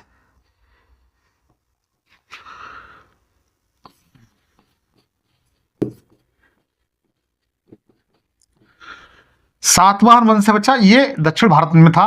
और इसकी जो स्थापना है, इस वंश की स्थापना बच्चा वो किसने की थी? तो शिमुग ने की थी। किसने की थी? शिमुग ने की थी। और इसकी जो सातवाहनों की राजधानी हुआ करती थी वो मान्यखेत थी बच्चा, मान्यखेत इसकी राजधानी हुआ करती थी। नागवंश की स्थापना किसने की थी? तो ध्यान रखना, शिशुनाग ने की थी। किसने की थी? शिशुनाग ने की थी। और इसने बौद्धों का विनाश किया था और मौर्य वंश का इसने पतन किया था। भगवान बुद्ध थे बच्चों, वो शाक्य क्षत्रिय थे। इस क्वेश्चन का राइट आंसर कौन सा है? बी सही है। भगवान बुद्ध कौन थे? वो शाक्य क्षत्रिय थे। हम लोग दूसरे ऑप्शन की ओर जाएंगे। भगवान बुद्ध का जो जन्म है इनका 563 ईसा पूर्व हुआ था। कहां पर हुआ था? तो कपिलवस्तु के लुम्मकी नामक वन में, कपिलवस्तु के लुम्मकी नामक वन में, लुम्मनी नामक वन में इनका जन्म हुआ था। इनके पिता का नाम क्या था? इनके जो पिता थे, इनका नाम बच्चों सिद्धोधन था। क्या नाम था? सिद्धोधन।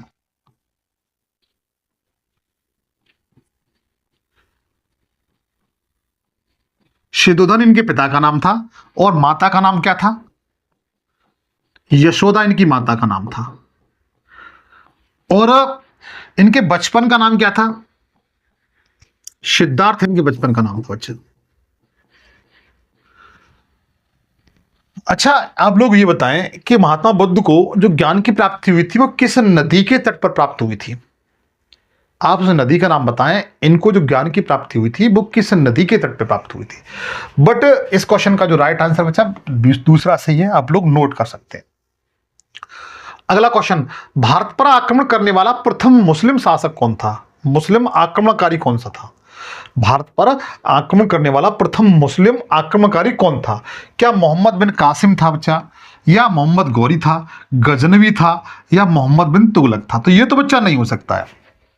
ठीक है, ये 1325 ईस्वी में शासन पर बैठता है गद्दी पर, और 1351 तक ये शासन दिल्ली गद्दी पर बना रहता है ईस्वी तक।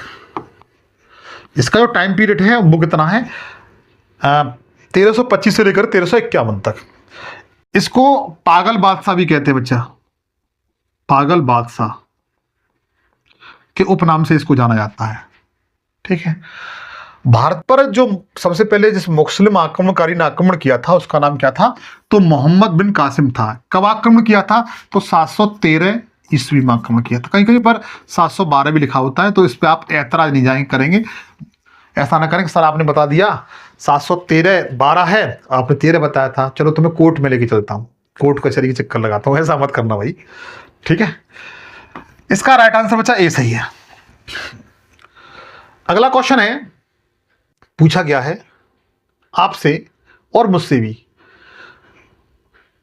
भाई, सबसे पूछा गया है, भूमध्य रेखा से भारत का दक्षिणतम बिंदु केप कॉरन कितनी किलोमीटर दूरी पर स्थित है? भूमध्य रेखा है, जैसे ये अपनी पृथ्वी बच्चा, ये बीच में भूमध्य रेखा है, और अपना भारत बच्चा यहां पर है। ये अपना भारत है।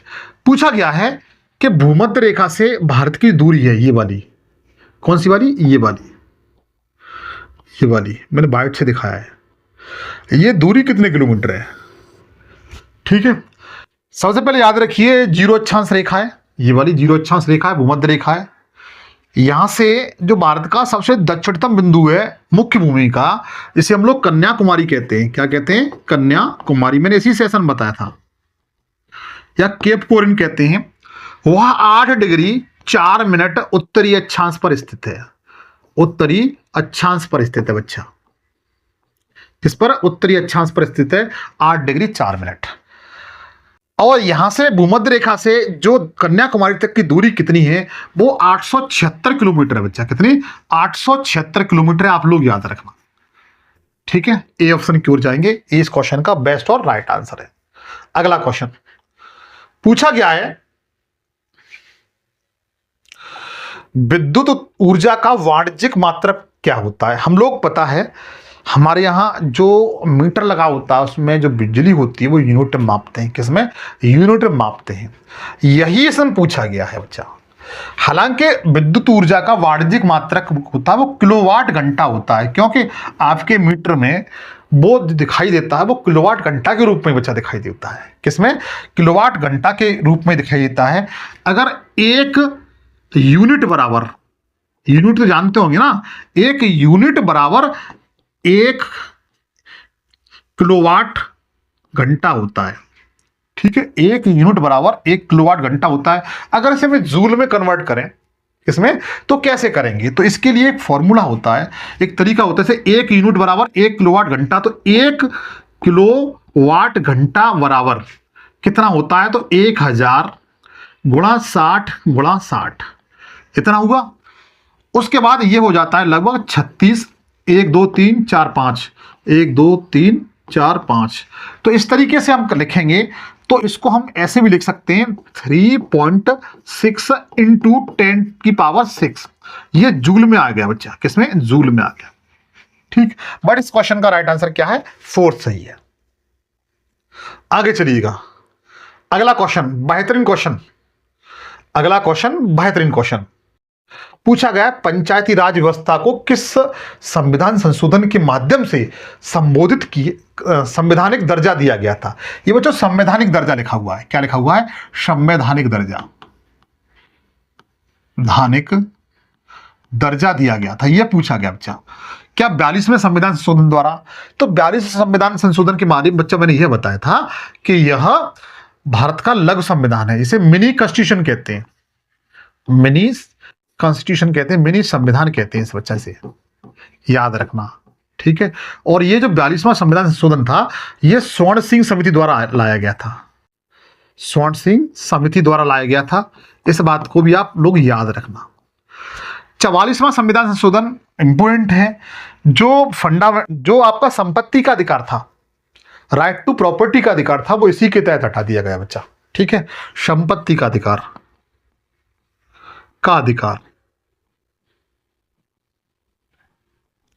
संपत्ति का अधिकार था, वो इसी के तहत फंडामेंटल राइट से हटा करके कहां रख दिया गया, तो 300 आर्टिकल 300 ए में रख दिया गया था। अब ये कैसा अधिकार है, एक विधिक अधिकार है बच्चा, विधिक या कानूनी अधिकार है। कैसा, कानूनी अधिकार है बच्चा, याद रखना। कौन सा, संपत्ति का अधिकार।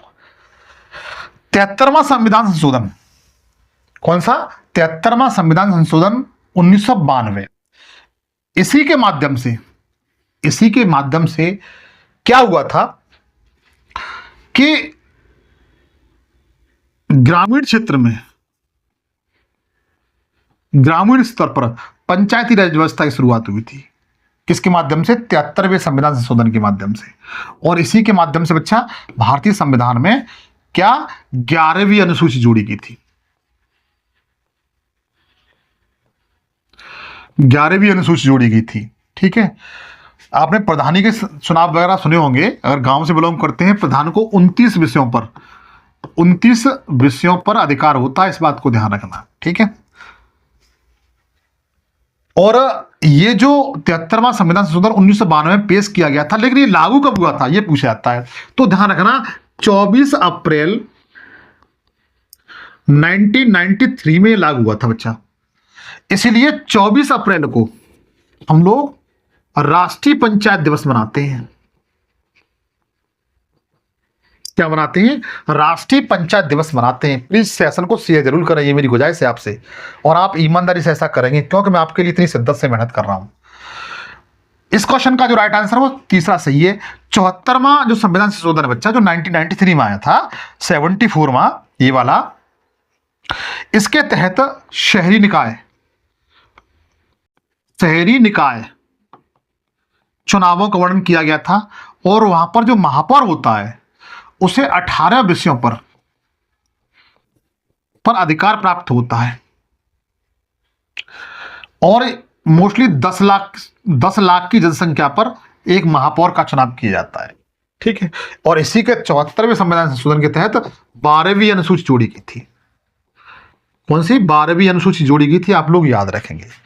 आगे चलिएगा, अगला क्वेश्चन बेहतरीन क्वेश्चन है बच्चा, अगला क्वेश्चन है बेहतरीन क्वेश्चन है, लेकिन मैं जब तक थोड़ा पानी पी लूं, आप भी पानी पी लीजिए।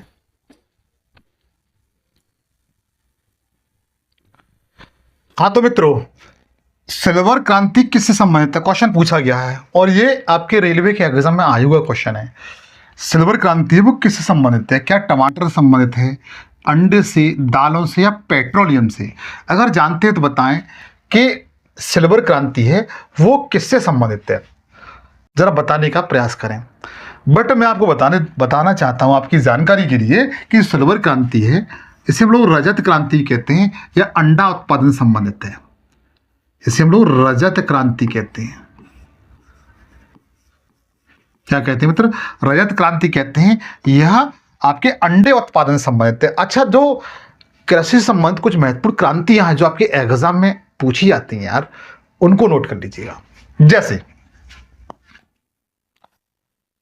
हम तो चले परदेश। चलो जाइए मती। जैसे अगर आपसे पूछा जाता है पीली क्रांति, कौन सी मित्र? पीली क्रांति किससे संबंधित है? तो आप क्या कहेंगे? दलहन और तिलहन से। किससे? दलहन और तिलहन से संबंधित है, आप लोग याद रखेंगे, ठीक है। पीली क्रांति दलहन और तिलहन से संबंधित है। और कभी कभी पूछ लिया जाता है हरित क्रांति से संबंधित है। हरित क्रांति तो ये अनाज से संबंधित है बच्चा, अनाज से। हरित क्रांति के संबंधित है, अनाज से संबंधित है। उसके बाद पूछा जाता है गुलाबी क्रांति किससे संबंधित है? गुलाबी क्रांति पूछा गया है हजारों बार। गुलाबी क्रांति बच्चा वो किससे संबंधित है? तो ध्यान रखना, यह झींगा मछली, सुना है आपने? झींगा मछली और प्याज, ऑनियन कहते हैं ना, प्याज। जो गुलाबी क्रांति है वह झींगा मछली और प्याज से संबंधित है बच्चा, आप लोग याद रखना मित्र। अगला पूछे लाल क्रांति किससे संबंधित है? लाल क्रांति, लाल क्रांति तो आप बताएंगे सबसे पहले टमाटर से संबंधित है। टमाटर लाल होता है और मांस से संबंधित है, मांस उत्पादन से संबंधित है, ठीक है, मत्स्य उत्पादन से संबंधित है। उसके बाद अगर आपसे पूछा जाता है श्वेत क्रांति किससे संबंधित है? श्वेत क्रांति, श्वेत मतलब सफेद, श्वेत क्रांति किससे संबंधित है? तो बताएंगे आप दुग्ध उत्पादन से, दुग्ध उत्पादन। अब आप ये मत कहना कि गाय के दूध से या फिर बकरी के दूध से या भैंस के दूध से, लेकिन दुग्ध उत्पादन संबंधित है श्वेत क्रांति। उसके बाद आप लोग बताना भूरी क्रांति, भूरी क्रांति किस संबंधित है मित्र? तो भूरी क्रांति के बारे में आप बताएंगे ये कोको और चमड़ा, इन दोनों से संबंधित है, कोको से और चमड़ा से संबंधित है। उसके बाद नीली क्रांति, उसके बाद नीली क्रांति 7वें नंबर पर लिखे नीली क्रांति। नीली क्रांति किससे संबंधित? तो आप क्या बताएंगे नीली क्रांति से संबंधित है? तो ध्यान रखना नीली जो क्रांति है मित्र वह मछली उत्पादन से संबंधित है। किससे? मछली उत्पादन से संबंधित है, आप लोग याद रखना। और मैंने रजत क्रांति तो आपको बता ही दी है। कभी कभी ग्रे क्रांति पूछा जाता है, ग्रे क्रांति किससे संबंधित है? ग्रे क्रांति किससे संबंधित है? तो ध्यान रखना ये उर्वरक, फर्टिलाइजर संबंधित है, आप लोग याद रखना, ठीक है। उर्वरकों से संबंधित है ग्रे क्रांति। उसके बाद अगर आपसे पूछा जाता है काली क्रांति किस संबंधित है? ब्लैक क्रांति, ब्लैक रेवोल्यूशन, काली क्रांति। तो ध्यान रखना जो काली क्रांति है बच्चा वह पेट्रोलियम उत्पादन से संबंधित है, पेट्रोलियम उत्पादन से संबंधित। उसके बाद अगर आपसे पूछा जाता है गोल क्रांति किस संबंधित है? गोल क्रांति किस संबंधित है? तो बता देना आलू उत्पादन से संबंधित है। कौन सा भारत का राज्य है जो आलू उत्पादन में पहले स्थान पर? कोई भाई बता सकता है? बट इस क्वेश्चन का जो राइट आंसर मित्र दूसरा सही है। इन्हें आप नोट करते जाएं साथ साथ में, आगे चलिएगा। भारत में हरित क्रांति का जनक किसे माना जाता है बच्चा? ये पूछा गया है। भारत में हरित क्रांति का जनक किसे माना जाता है?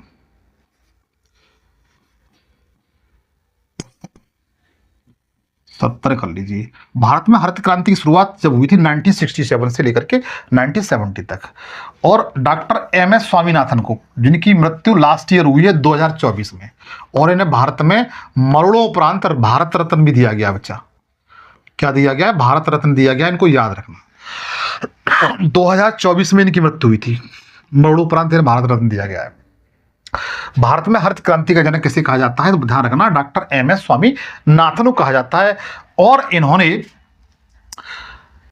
इस जो हरित क्रांति का मोस्टली जो क्षेत्र था वो पूछा जाए तो पंजाब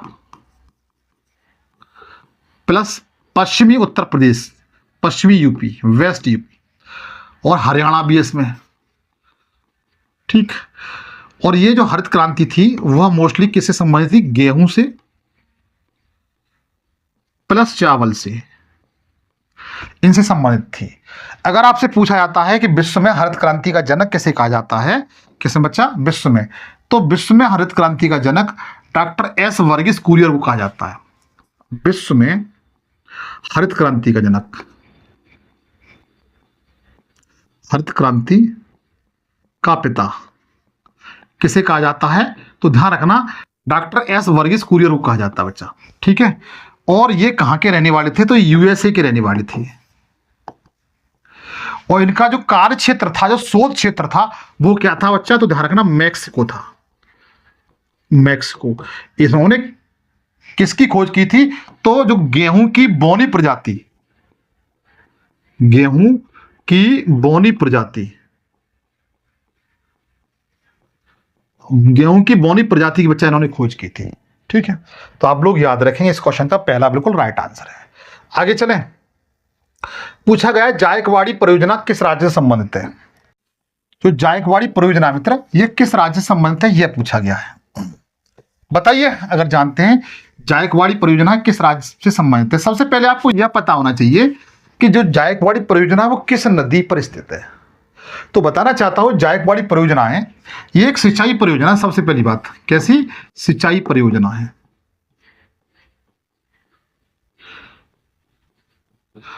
सिंचाई परियोजना आप लोग याद रखना। पूछा जाए किस नदी पर है, तो ये गोदावरी नदी पर है। गोदावरी नदी पर है, आप लोग याद रखेंगे। किस राज्य में है? तो बताएंगे महाराष्ट्र राज्य में। किस राज्य में? महाराष्ट्र राज्य में। तो इस क्वेश्चन का बच्चों राइट आंसर कौन सा रहा? महाराष्ट्र सही रहा। लेकिन यही हमारा क्वेश्चन खत्म नहीं हो गया बच्चा, ध्यान रखना। आगे चलिए। केरल में कौन सी परियोजना है? तो आपने सुना होगा इडुक्की परियोजना, पूछी जाती है बच्चा, बहुत इंपॉर्टेंट है। इडुक्की, इडुक्की परियोजना किस राज्य से संबंधित है? इडुक्की परियोजना किस राज्य की है? तो बताएंगे ये केरल राज्य की है। किसकी? केरल राज्य की है। और किस नदी पर है? तो नदी अगर पूछा जाए तो बताएंगे कि यह बच्चा पेरियार नदी पर है। इस पर पेरियार नदी पर है। इडुक्की परियोजना बहुत पूछी गई है, इसलिए मैंने बता रहा हूं बच्चों, ठीक है। उसके बाद अगर आपसे पूछा जाता है कि गुजरात में कौन सी परियोजना है? कौन सी मित्र? गुजरात में। गुजरात में कौन सी परियोजना है? तो ध्यान रखना, गुजरात की परियोजना एक बहुत पूछी जाती है, सरदार सरोवर। सरदार सरोवर परियोजना। और ये किस नदी पर है? तो ध्यान रखना, यह आपकी नर्मदा नदी पर है। किस पर? नर्मदा नदी पर है, पूछी गई है। सरदार सरोवर परियोजना किस राज्य में? तो बताएंगे कि यह आपकी नर्मदा नदी पर है। और बताओगे आप लोग? और बताइए चलो।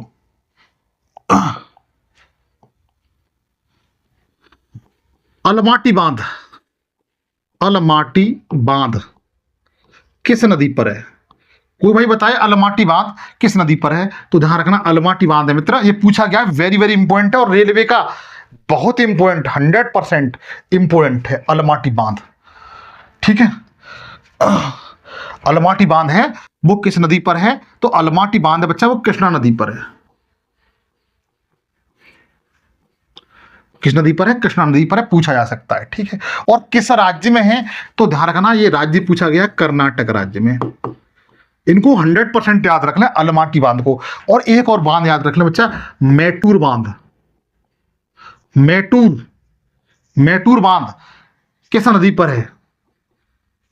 तो ध्यान रखना, मैटूर बांध है बच्चा, ये कावेरी नदी पर है। कावेरी नदी पर है और तमिलनाडु राज्य में है ये। कहां पर? तमिलनाडु राज्य में, ठीक है। बताइए किसकी समझ में नहीं आ रहा है? और एक और बच्चा कृष्णा सागर बांध, ठीक है। कहां? इधर लिख देता हूं, चलो ठीक है, इधर लिख देता हूं, कृष्णा सागर बांध, तीसरा नंबर। ये सारे इंपोर्टेंट है मित्र। कृष्णा सागर बांध पूछा गया है, ये कृष्णा सागर बांध है बच्चा, ये किस राज्य में है और किस नदी पर है? तो ध्यान रखना, कृष्णा नदी पर नहीं, ये कावेरी नदी पर है। यहीं पर आप लोग गलती करेंगे, कावेरी नदी पर है ये, यहां गलती मत करना। कृष्णा सागर बांध है वो कावेरी नदी पर है और कर्नाटक राज्य में। किस राज्य में?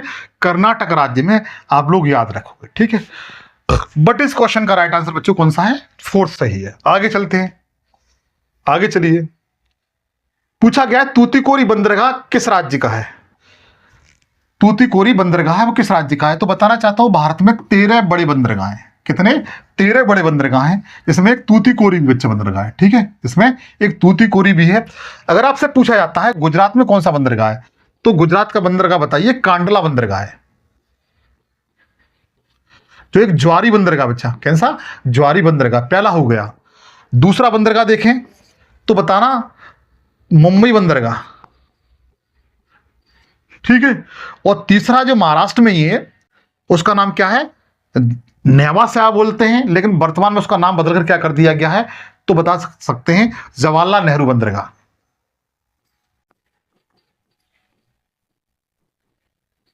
नेहरू बंदरगाह, ये दोनों बंदरगाह कहां पर है? तो महाराष्ट्र राज्य में। कांडला बंदरगाह का बच्चा नया नाम क्या है, कोई भाई बता सकता है? कांडला बंदरगाह है, उसका नया नाम क्या है? वर्तमान सरकार द्वारा कांडला जो ज्वारी बंदरगाह है उसका नाम बदल करके क्या कर दिया गया है, तो ध्यान रखना, पंडित दीनदयाल उपाध्याय बंदरगाह। कौन सा? पंडित दीनदयाल उपाध्याय बंदरगाह। ठीक बच्चा, तो मैंने आपको 3 बंदरगाह बता दिए। चौथा बंदरगाह लिखें, न्यू मैंगलोर बंदरगाह। ये कहां पर है? कर्नाटक राज्य में। 5वां बंदरगाह लिखें, कोच्चि बंदरगाह। कोच्चि बंदरगाह, कोच्चि कोच्चि शहर जो आपका किसमें है? केरल राज्य में है।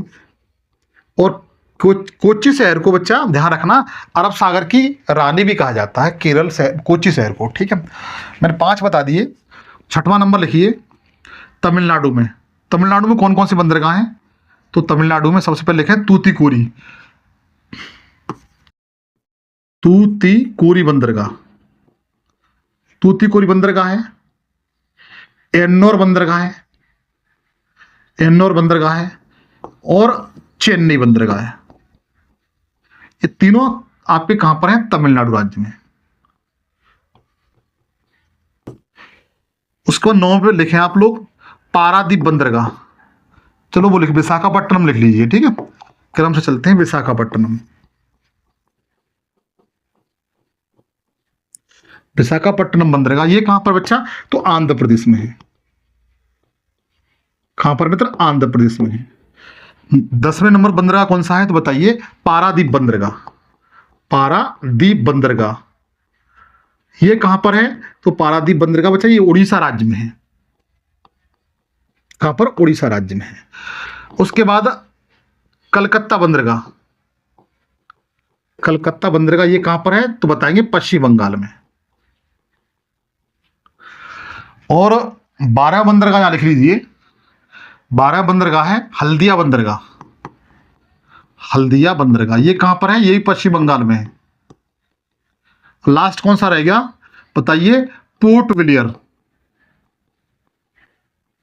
बंदरगाह ये कहां पर है? तो अंडमान निकोबार द्वीप समूह पर। अंडमान निकोबार द्वीप समूह पर स्थित है बच्चा। ये 13 भारत के बड़े बंदरगाह हैं, आप लोग लिख सकते हैं। तूतीकोरी बंदरगाह कहां पर है? तो तमिलनाडु राज्य में है। कहां पर? तमिलनाडु राज्य में। आप लोग याद रखेंगे। इस क्वेश्चन का राइट आंसर तीसरा सही है। ठीक, आगे चलते हैं। पूछा गया चोलामो झील किस राज्य में स्थित है? चोलामो झील है बच्चा, वो किस राज्य में स्थित है? क्या उड़ीसा में है? उड़ीसा में बच्चा लोकटक झील है। लोकटक झील, और यह भारत की सबसे बड़ी खारे पानी की झील है। किसकी? भारत की सबसे बड़ी खारे पानी की झील है। सबसे बड़ी खारे पानी की झील है ये। ठीक है, और लेगुन झील है बच्चा, याद रखना। ये लेगुन क्या होती है, हालांकि ये सारी डिटेल्स मैं वीडियो बना चुका हूं, जाके देख सकते हैं आप लोग। ठीक है, सामर झील राजस्थान में है। राजसमंद, राजसमंद झील भी है, और सांवर झील भी है।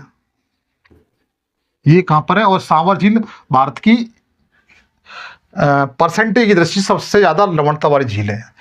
और जो केरल की ये बच्चों झील है, एक केरल की झील जिसका नाम है वेम्बनाड झील। वेम्बनाड झील का नाम आप लोग याद रखेंगे। वेम्बनाड झील बच्चों यह भारत की सबसे लंबी झील है। भारत की सबसे लंबी झील है, लंबी झील है। और एक बात और, जो चोलामू झील है बच्चा, ये सिक्किम राज्य में है और ये भारत की सबसे ऊंची झील है। कैसी? भारत की सबसे ऊंची झील है, सबसे ऊंची झील है। क्लियर हो चुका होगा मुझे आशा करता हूं। ठीक है, इस क्वेश्चन का तीसरा बिल्कुल राइट आंसर है। आगे चलिए, अगला क्वेश्चन क्या है? लंबाई का SI मात्रक क्या है? तो सभी लोग को पता है, मीटर होता है। ठीक है, फोर्थ ऑप्शन पे जाएंगे। अगला क्वेश्चन, प्लासी का युद्ध कब हुआ था? ये पूछा गया है, प्लासी का जो युद्ध है वो कब हुआ था? तो देखिए, जो प्लासी नामक स्थान है, प्लासी बच्चों एक जंगल हुआ करता था। ठीक है, जहां पर जो होली के जो रंग है ना, होली के रंग,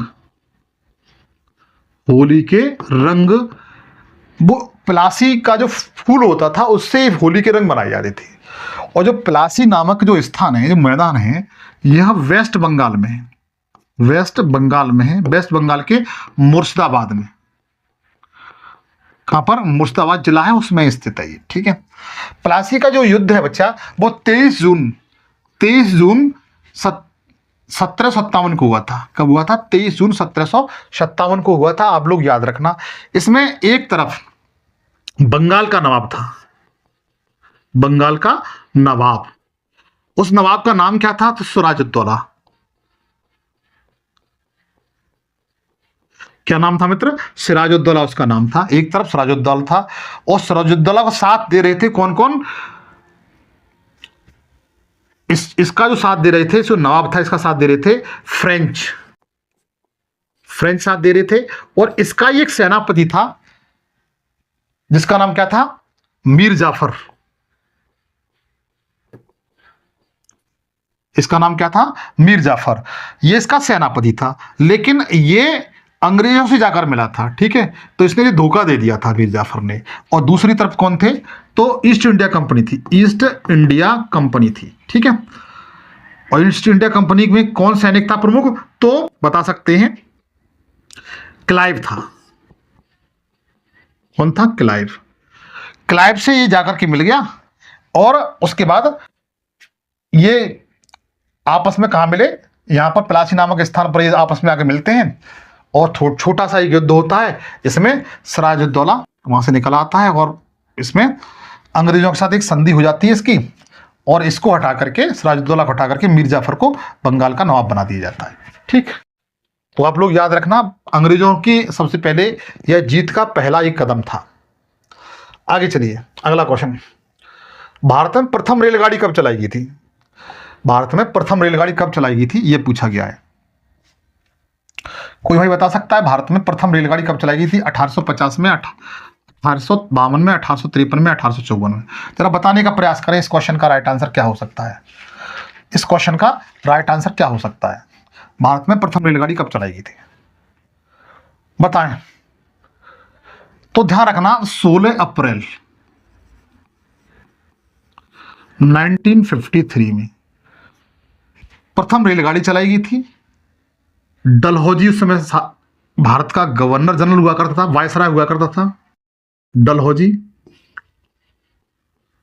पूछा जाए किसके समय में चलाई गई थी? लॉर्ड डलहौजी के समय में चलाई गई थी। आप लोग याद रखना, पूछा जा सकता है। और कितने किलोमीटर चलाई गई थी? तो 34 किलोमीटर चलाई गई थी। क्या बजे चलाई गई थी? अगर बजे पूछा जाए तो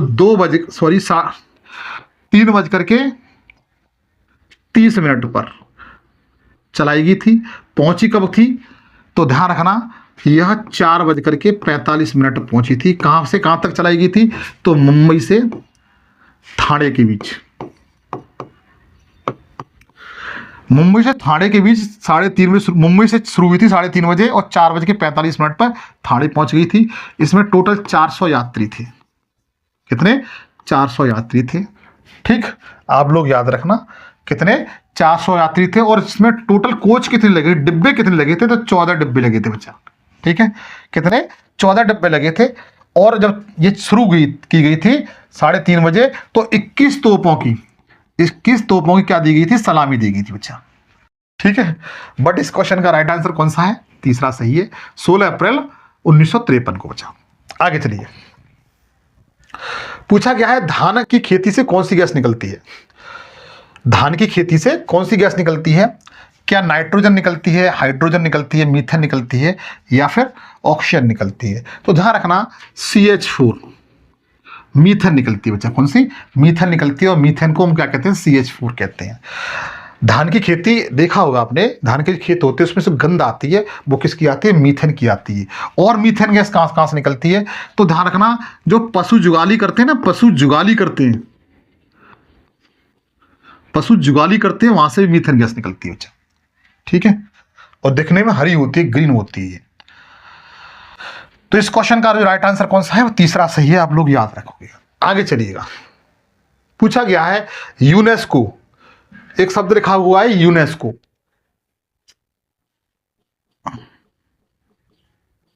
कभी कभी यूनेस्को की फुल फॉर्म पूछी जाती है बच्चा मित्र, कभी कभी यूनेस्को की फुल फॉर्म पूछी जाती है। इसकी फुल फॉर्म क्या है?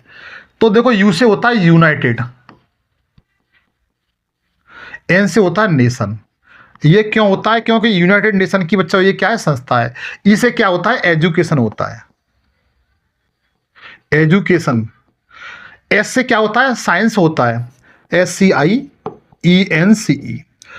और सी से क्या होता है? तो कल्चर होता है, CULTURE। ओ से होता है ऑर्गेनाइजेशन। ये इसकी फुल फॉर्म होती है, united nation education science and culture organisation. ये इसकी फुल फॉर्म होती है बच्चा, याद कर लेना। ठीक है, अगर इसकी हेडक्वार्टर की बात की जाए, सॉरी इसकी स्थापना की बात की जाए, तो इसकी जो स्थापना है बच्चा, ये नवंबर 1945 में की गई थी। नवंबर 1945 में इसकी बच्चा क्या होती है? स्थापना होती है, पूछा जा सकता है। और इसका हेडक्वार्टर पूछा जाए, इसका हेडक्वार्टर कहां पर है? तो बताइए, पेरिस में है बच्चा। अच्छा, इसके समय अध्यक्ष कौन है? आप मुझे कमेंट सेक्शन में बताएंगे। पूछा गया यूनेस्को की विश्व विरासत सूची में निम्न में से कौन सा शहर को साहित्यिक शहर का दर्जा दिया गया है? यह पूछा गया है। लिटरेचर सिटी किसे घोषित किया गया है यूनेस्को की लिस्ट में बच्चों? भारत का कौन सा शहर है? क्या ग्वालियर है? ग्वालियर को तो बच्चों ध्यान रखना, ये मध्य प्रदेश का शहर है। इसे संगीत शहर का दर्जा दिया गया है। इसे कब दिया गया है? तो 2024 में यूनेस्को को। ठीक है बच्चा, सॉरी ग्वालियर को। कन्याकुमारी ये तमिलनाडु का, इसके बारे में बता चुका हूं। कोच्चि है बच्चा, ये केरल का शहर है, और इसे अरब सागर की रानी कहते हैं। अरब सागर की रानी कहा जाता है कोच्चि को, ध्यान रखना है। ठीक है, कोझिकोड इस क्वेश्चन का राइट आंसर है मेरे भाई। अब आप ये कहेंगे कोझिकोड कहां पड़ता है सर? तो कोझिकोड बताना चाहता हूं आपकी जानकारी के लिए कि कोझिकोड जो शहर है बच्चा, यह केरल का ही शहर है, जिसे यूनेस्को ने मतलब लिटरेचर शहर घोषित कर दिया है। कब घोषित किया है? तो बताएंगे 2024 में बच्चा। कब? 2024 में। मैं जानता हूं इतनी बातें समझ में आ चुकी होंगी। आगे चलें, अगला क्वेश्चन है, किस गवर्नर जनरल ने दास प्रथा को रोका था? सिंपल सा क्वेश्चन है, मैं जानता हूं सभी जानते होंगे, विलियम बेंटिंक। इसे भारत का प्रथम गवर्नर जनरल कहा जाता है। क्या कहा जाता है? भारत का प्रथम गवर्नर जनरल कहा जाता है विलियम बेंटिंक को। अगला क्वेश्चन पूछा गया है, माई कंट्री माई लाइफ पुस्तक किसने लिखी है? माई कंट्री माई लाइफ पुस्तक किसने लिखी है? तो लाल कृष्ण आडवाणी ने लिखी है बच्चा। किसने लिखी है? लाल कृष्ण आडवाणी ने लिखी है। डी ऑप्शन की ओर जाएंगे। आगे चलिए, अब सेशन थोड़ा लंबा हो जाएगा, थोड़ा खींचना पड़ेगा ना मुझे, इसलिए जल्दी कराना पड़ेगा ना। आप ये कहेंगे बहुत लंबा कर दिया। 35वां क्वेश्चन है, डॉट डॉट डॉट डॉट, यह मेरिटियन है जिस पर भारतीय मानक समय आधारित है। जैसे बच्चों आप लोग ग्लोब देखा होगा आप लोगों ने, ये ग्लोब है, इसके मध्य से होकर भूमध्य रेखा गुजरती है। इधर जो रेखा है ये वाली, ये 0 देशांतर रेखा है, इसे विश्व का मानक समय रेखा भी कहते हैं। मेरिडियन, इसे मेरिडियन लाइन भी कहते हैं, रेखा भी कहते हैं। अपना जो भारत है वह मैं बता चुका हूं कि उत्तर पूर्वी गोलार्ध में स्थित है, यहां पर।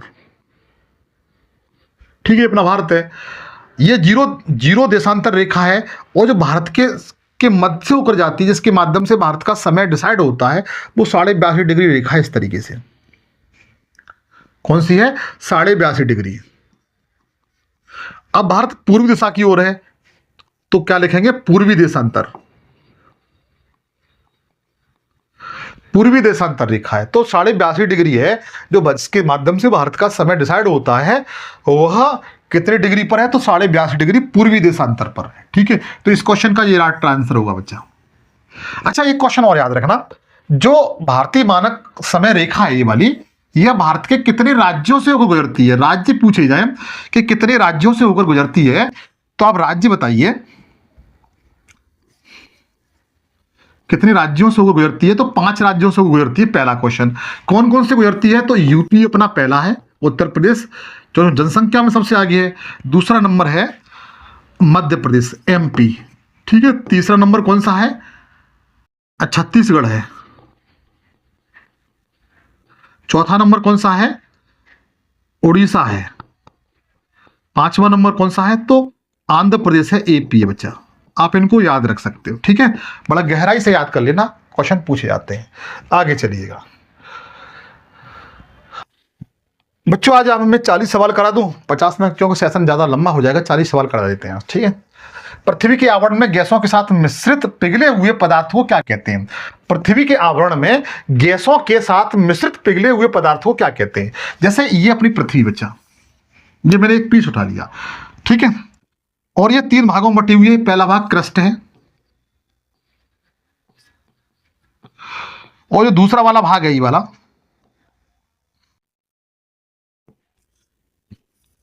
इसे मेंटल कहते हैं, और ये वाला तीसरा वाला पार्ट है इसे कोर कहते हैं बच्चा। क्या कहते हैं? कोर।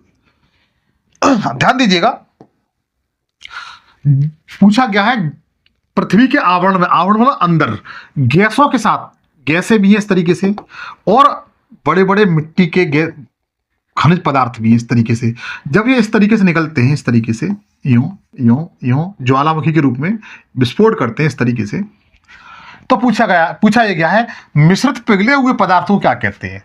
तो इसके जो अंदर होता है मेरे भाई, जो पृथ्वी के अंदर है, गैसों के साथ मिश्रण है, मिश्रण मिला हुआ है, तो उसे क्या कहते हैं? तो मैग्मा कहते हैं बच्चा। क्या कहते हैं? मैग्मा कहते हैं। जब ये मैग्मा पृथ्वी के ऊपर आ जाता है तो उसे लावा कहा जाता है। किसका कहा जाता है? लावा कहा जाता है। आप लोग याद रखेंगे, बट इस क्वेश्चन का राइट आंसर कौन सा है? मैग्मा है। अच्छा बच्चों, एक बात और है, लावा से ही आपकी बेसाल्ट चट्टानों का निर्माण होता है।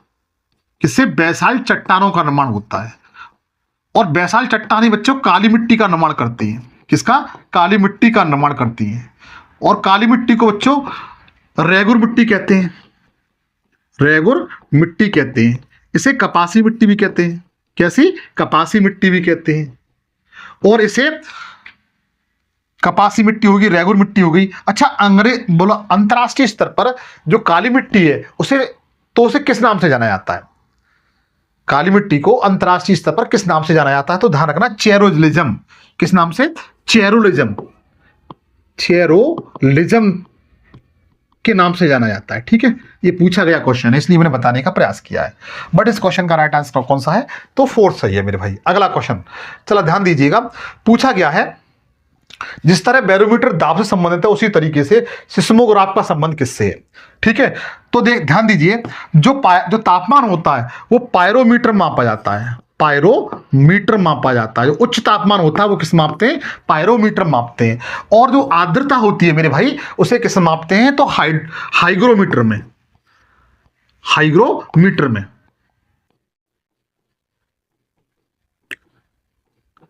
हाइग्रोमीटर मापते हैं।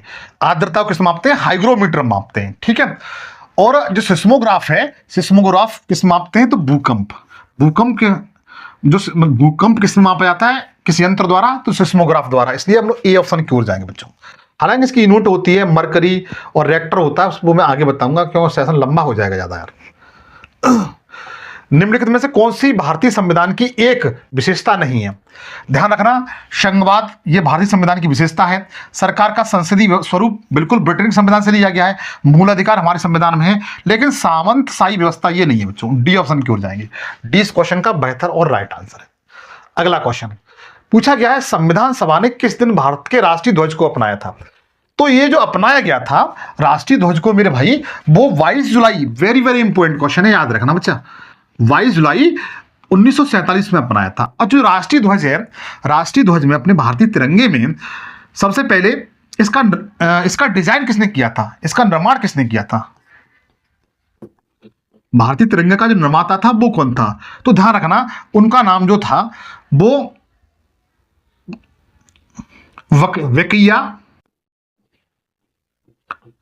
वकैया ऐसी कुछ करके था, मुझे नाम थोड़ा माइंड से स्लिप हो रहा है, आप लोग देख लेना, ठीक है।